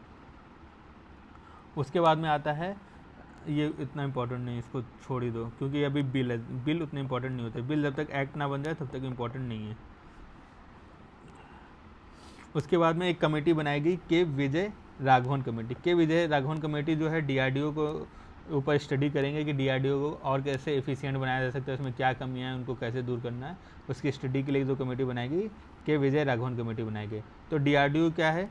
DRDO मिनिस्ट्री ऑफ डिफेंस के अंदर आता है और नई दिल्ली में इसका हेडक्वार्टर है और रिसर्च करता है डिफेंस से रिलेटेड चीज़ों को। उसके बाद में आता है central arm police force. Central arm police force basically किसके कंट्रोल के अंदर होती है? मिनिस्ट्री ऑफ होम अफेयर्स के अंदर होती है, और 7 हैं सेंट्रल आर्म, CAPF जिसको बोलते हैं, वो 7 हैं। पहला क्या है? सशस्त्र सीमा बल। सशस्त्र सीमा बल जो है भूटान और नेपाल के बॉर्डर पर रहता है। BSF जो है पाकिस्तान और बांग्लादेश के बॉर्डर पर रहता है, 1965 में गठित हुआ था। उसके बाद में ITBP चीन की सीमा पे है, 1962 के वॉर के बाद में इस्टेब्लिश हुआ था। असम राइफल, ये थोड़ा सा इंटरेस्टिंग है, इसको याद रखना है, क्योंकि इसके ऊपर डबल कंट्रोल होता है। पहला कंट्रोल तो केंद्रीय गृह मंत्रालय का है, एडमिनिस्ट्रेशन वाला, लेकिन किस तरीके से ऑपरेशन करना है, कहाँ ऑपरेशन करना है, उस पर कंट्रोल होता है इंडियन आर्मी का। ठीक है, मतलब एडमिनिस्ट्रेशन वाला होम मिनिस्ट्री का है, लेकिन ऑपरेशन वाला इंडियन आर्मी का। और इसको बनाया गया था 1835 में। किस लिए बनाया गया था? जो टी गार्डन्स होते हैं असम में, उसके प्रोटेक्शन के लिए। लेकिन अभी ये इंडिया म्यांमार के बॉर्डर पे एक्टिव रहता है। उसके बाद में CRPF, central reserve police force है, तो लॉ एंड ऑर्डर से रिलेटेड काम देखता होगा। CISF, इसमें इंडस्ट्री वाला आ गया, तो जो भी CPSEs होते हैं, मेट्रोज होते हैं, उन सबको देखने का काम करता है। और NSG, ये टेररिस्ट से रिलेटेड, टेररिस्ट वाली चीज़ों को देखता है। उसके बाद आता है इंफॉर्मेशन फ्यूजन सेंटर। फ्यूजन मतलब कई जगह से इंफॉर्मेशन एक जगह पे आएगी, और इंडियन ओशन रीजन के लिए। ठीक है, तो इसका स्थापना 2 या 3 साल पहले ही किया गया था, 5 साल हो गए हैं इसको बने हुए। और इसका हेडक्वार्टर कहाँ बनाया गया? गुरुग्राम में बनाया गया। गुरुग्राम में जो इंडियन नेवी का ऑफिस है उसमें बनाया गया, इंडियन फ्यूजन सेंटर में। ठीक है, उसके बाद में क्या है? Colombo Security Dialogue. Colombo Security Dialogue में पहले 3 कंट्री थे, इंडिया, उसके नीचे तुम्हारा कोलंबो है तो श्रीलंका आएगा, और उसके नीचे कौन सा आएगा? मालदीव। ठीक है, बेसिकली ये तीनों कंट्रीज़ हैं, तो किस लिए होंगे? कि इंडियन ओशन में सिक्योरिटी को देखने के लिए 3 लोगों का ग्रुप था। कोलंबो सिक्योरिटी डायलॉग इस साल कहाँ पे इसका मीटिंग हुआ है? मॉरिशस में हुआ है। ठीक है, मॉरिशस बाद में चौथे कंट्री ग्रुप में शामिल हुआ था, और बांग्लादेश और सेशल्स इसमें ऑब्जर्वर का स्टेटस रखते हैं। ये थोड़ा सा इंपॉर्टेंट है इस साल, इसमें 2-3 चीज़ें हुई थी, तो इसलिए उसको मतलब कोलंबो सिक्योरिटी कॉन्क्लेव पता होना चाहिए। कोलंबो सिक्योरिटी कॉन्क्लेव में कौन कौन से 3 कंट्रीज शुरुआत में थे? इंडिया, उसके नीचे श्रीलंका, उसके नीचे मालदीव। ठीक है, बाद में कौन जुड़ा? मॉरिशस जुड़ा। ठीक है, इंडिया के बगल में जो बांग्लादेश है और दूसरा जो सेशल्स है, ये दोनों ऑब्जर्वर हैं। ठीक है, कब बना था? 2011 में बना था। ठीक है, म्यूनिक सिक्योरिटी कॉन्फ्रेंस 1963 में हुआ था। और बेसिकली देखो, पहले तो ये बना था 1963 में, आफ्टर सेकेंड वर्ल्ड वॉर, जब कोल्ड वॉर के टाइम पे बहुत ज़्यादा दिक्कत हो रही थी, तो उस टाइम पे बना था। इसको एक और कॉन्टेक्स्ट था कि 1962 में जो क्यूबा क्राइसिस बहुत ज़्यादा हुआ था, क्यूबा क्राइसिस के बाद में क्राइसिस इस लेवल पे ना पहुंचे, इसलिए 1963 में बनाया गया था म्यूनिक सिक्योरिटी कॉन्फ्रेंस। उसी का जब कोल्ड वॉर ख़त्म हो गया, क्योंकि ये तो कोल्ड वॉर के टाइम बना था, लेकिन जब कोल्ड वॉर ख़त्म हो गया तो इसकी ज़रूरत क्या रही? तो ये ख़त्म हो जाना चाहिए। तो ख़त्म करने की जगह पे इसके टारगेट्स और बढ़ा दिए गए, इसका जो एरिया था और बढ़ा दिया गया। अब इसके अंदर climate change, migration, human rights जैसे मुद्दे आ गए थे। ठीक है, 20 साल में पहली बार ऐसा हुआ है कि जो म्यूनिक सिक्योरिटी कॉन्फ्रेंस हुई है उसमें रसिया को बुलाया नहीं गया, क्योंकि उसने यूक्रेन पर अटैक किया था, इस वजह से नहीं बुलाया गया। Mutual legal assistant treaty, mutual legal assistant में पता ही है कि एक देश में तुम क्राइम करो, दूसरे देश में भाग जाओ, और चूँकि ये लीगल असिस्टेंट ट्रीटी नहीं होगी तो तुम वहाँ से फिर उसको लेके नहीं आ पाओगे। यदि म्यूचुअल लीगल असिस्टेंट ट्रीटी होगी तो वहाँ का कोई क्रिमिनल इंडिया में आता है तो हम उसको असिस्ट करेंगे और उसको लेके जाने में भी उसको आराम रहेगी, और ऐसे ही हमारे यहाँ का कोई क्रिमिनल दूसरी जगह जाएगा तो उसको भी हम ला सकते हैं। तो वो होता है mutual legal assistant treaty. India में गृह मंत्रालय इसका काम देखता है, और अभी हमने बेल्जियम के साथ में ये किया है, साइन किया है। ठीक है, और CRPC की 105 जो है इस टाइप की ट्रीटीज़ के लिए आधार बनाता है। उसके बाद में open space treaty. Open space treaty क्या था कि रसिया और USA के बीच में हुआ था।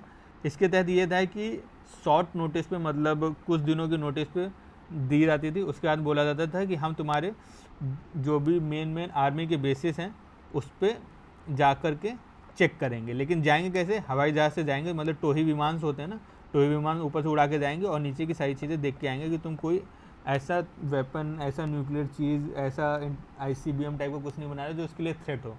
ऐसा दोनों लोग कर सकते थे, रसिया USA के लिए कर सकता था, USA रसिया के लिए कर सकता था। और ये शॉर्ट नोटिस पे इसलिए होता था, यदि तुम कुछ बना रहे हो तो उसको छिपा ना पाओ, जिससे कि दोनों के बीच में ट्रस्ट बन सके और जो कोल्ड वॉर के टाइम की मिसट्रस्ट था वो कम हो सके। तो वो ओपन स्पेस ट्रीटी थी। लेकिन अभी वो ओपन स्पेस ट्रीटी ख़त्म हो गई है, पहली बार 1992 में आया था। वर्तमान में 33 देशों ने इसका समर्थन किया था, बट इंडिया और चाइना इसके पक्षकार नहीं है। उसके बाद में आता है अगला न्यू स्टार्ट। ठीक है, न्यू स्टार्ट में क्या था कि स्टार्ट का मतलब है स्ट्रेटजिक आर्म्स रिडक्शन ट्रीटी।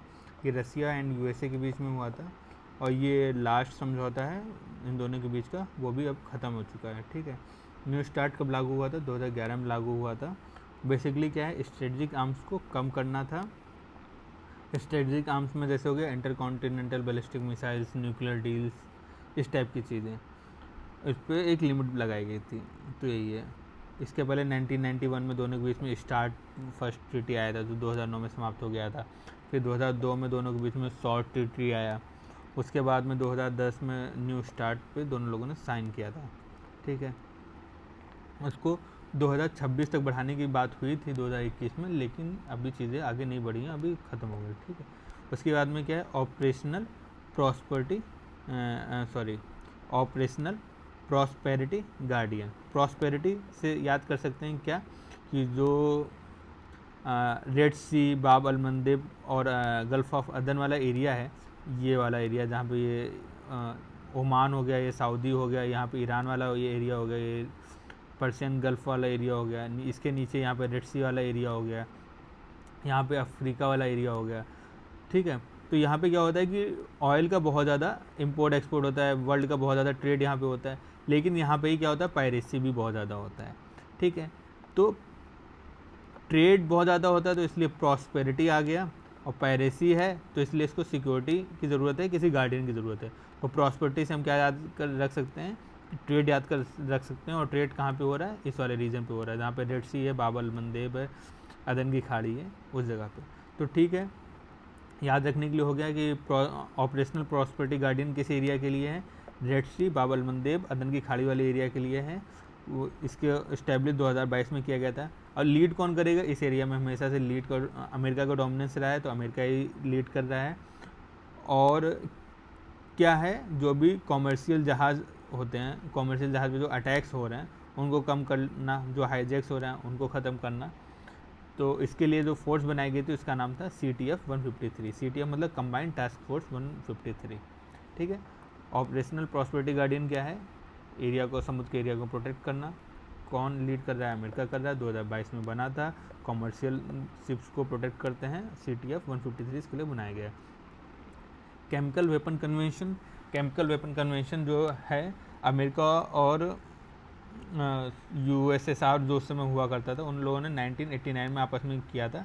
बोला था कि हम अपने केमिकल वेपन्स को ख़त्म कर देंगे, और अमेरिका ने 1997 में रेक्टिफाई भी किया था। और अभी अमेरिका सेना ने बोला है कि हमने इसके दायित्वों को पूरा कर लिया है, मतलब हमने पूरे केमिकल वेपन्स को ख़त्म कर दिया है। जो केमिकल वेपन कन्वेंशन है इसका हेडक्वार्टर हेग नीदरलैंड में है। भारत भी इसका मेंबर है, और इसराइल ने इस पर साइन तो किया है बट रेक्टिफाई नहीं किया है। उसके अलावा जो भी न्यूक्लियर वेपन में, न्यूक्लियर से रिलेटेड टेक्नोलॉजी में साइन नहीं करते हैं वो कंट्रीज़ को भी साइन नहीं किए हैं, जैसे नॉर्थ कोरिया हो गया, इजिप्ट हो गया, साउथ सूडान हो गया, ठीक है। इसमें क्या होता है कि एक कॉन्सेप्ट है चैलेंज इंस्पेक्शन, ठीक है।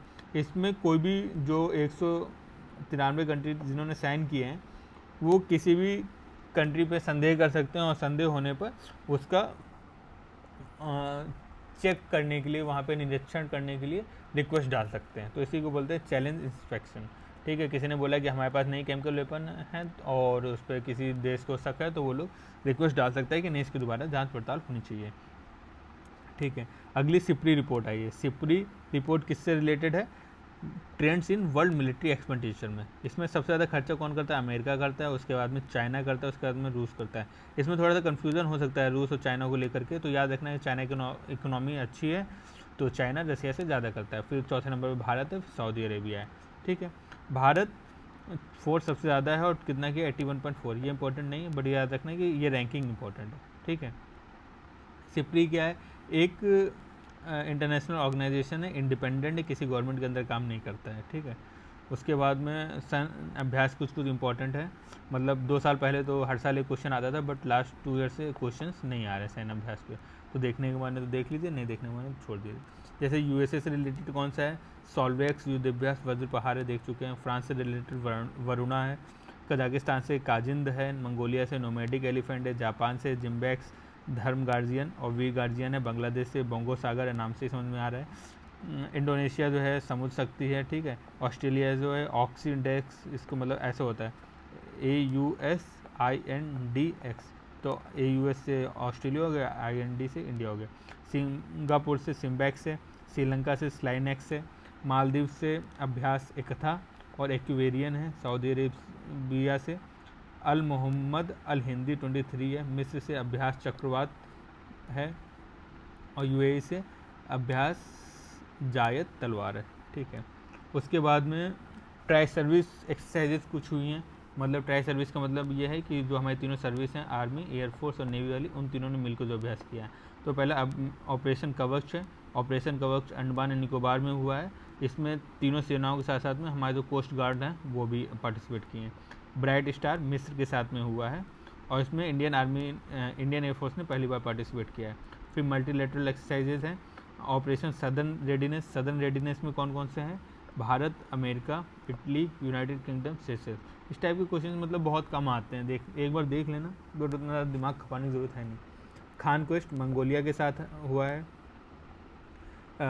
इनियोचोस किसके किसके बीच हुआ है? बेसिकली ग्रीस वायुसेना ने आयोजित किया है और इंडिया ने पार्टिसिपेट किया है। ओरियन से नाम मतलब ओरियन से क्या लगेगा? यूरोप से रिलेटेड लगेगा, तो यूरोप के कंट्रीज़ हैं और इंडिया है, ठीक है। यूरोप में कौन कौन? France, Germany, Greece, Italy, Netherlands और चूँकि यूरोप है तो अमेरिका भी आएगा ही आएगा। उसके बाद में counter terrorism field training exercise, Asia defence minister meeting plus group जो है उसने किया है, और भारत ने भी पार्टिसिपेट किया, और रसिया में ये हो रहा है, ठीक है। उसके बाद मालाबार एक्सरसाइज, ये इंपॉर्टेंट है, ठीक है। मालाबार एक्सरसाइज में क्या है? 4 कंट्रीज़ कौन कौन से? ऑस्ट्रेलिया, भारत, जापान और अमेरिका, यही है क्वाड नेशंस, ठीक है। क्वाड नेशन के बीच में ही मालाबार एक्सरसाइज होती है। डेजर्ट फ्लैग बेसिकली तुम्हारा जो गल्फ़ वाला रीजन है वहाँ पे होता है। गल्फ़ में कौन कौन सा आता है? डेजर्ट ईगल, डेजर्ट कहाँ पे है? बेसिकली गल्फ़ रीजन में है। गल्फ़ में कौन कौन सा है? यूएई हो गया, कुवैत हो गया, उसके बाद में तुम्हारा कौन सा है? बहरीन हो गया, मोरक्को हो गया, उसके बाद में ये वहाँ के हो गया। बाकी यूरोप के स्पेन हो गया, फ्रांस हो गया, और फिर अमेरिका तो आएगा ही आएगा जहाँ पे यूरोप आ गया। तो बस इस तरीके से PT365 IR की पूरी कंप्लीट होती है। इसके बाद में अपने को सिर्फ एक चीज़ करनी है, प्लेसेस इन न्यूज़।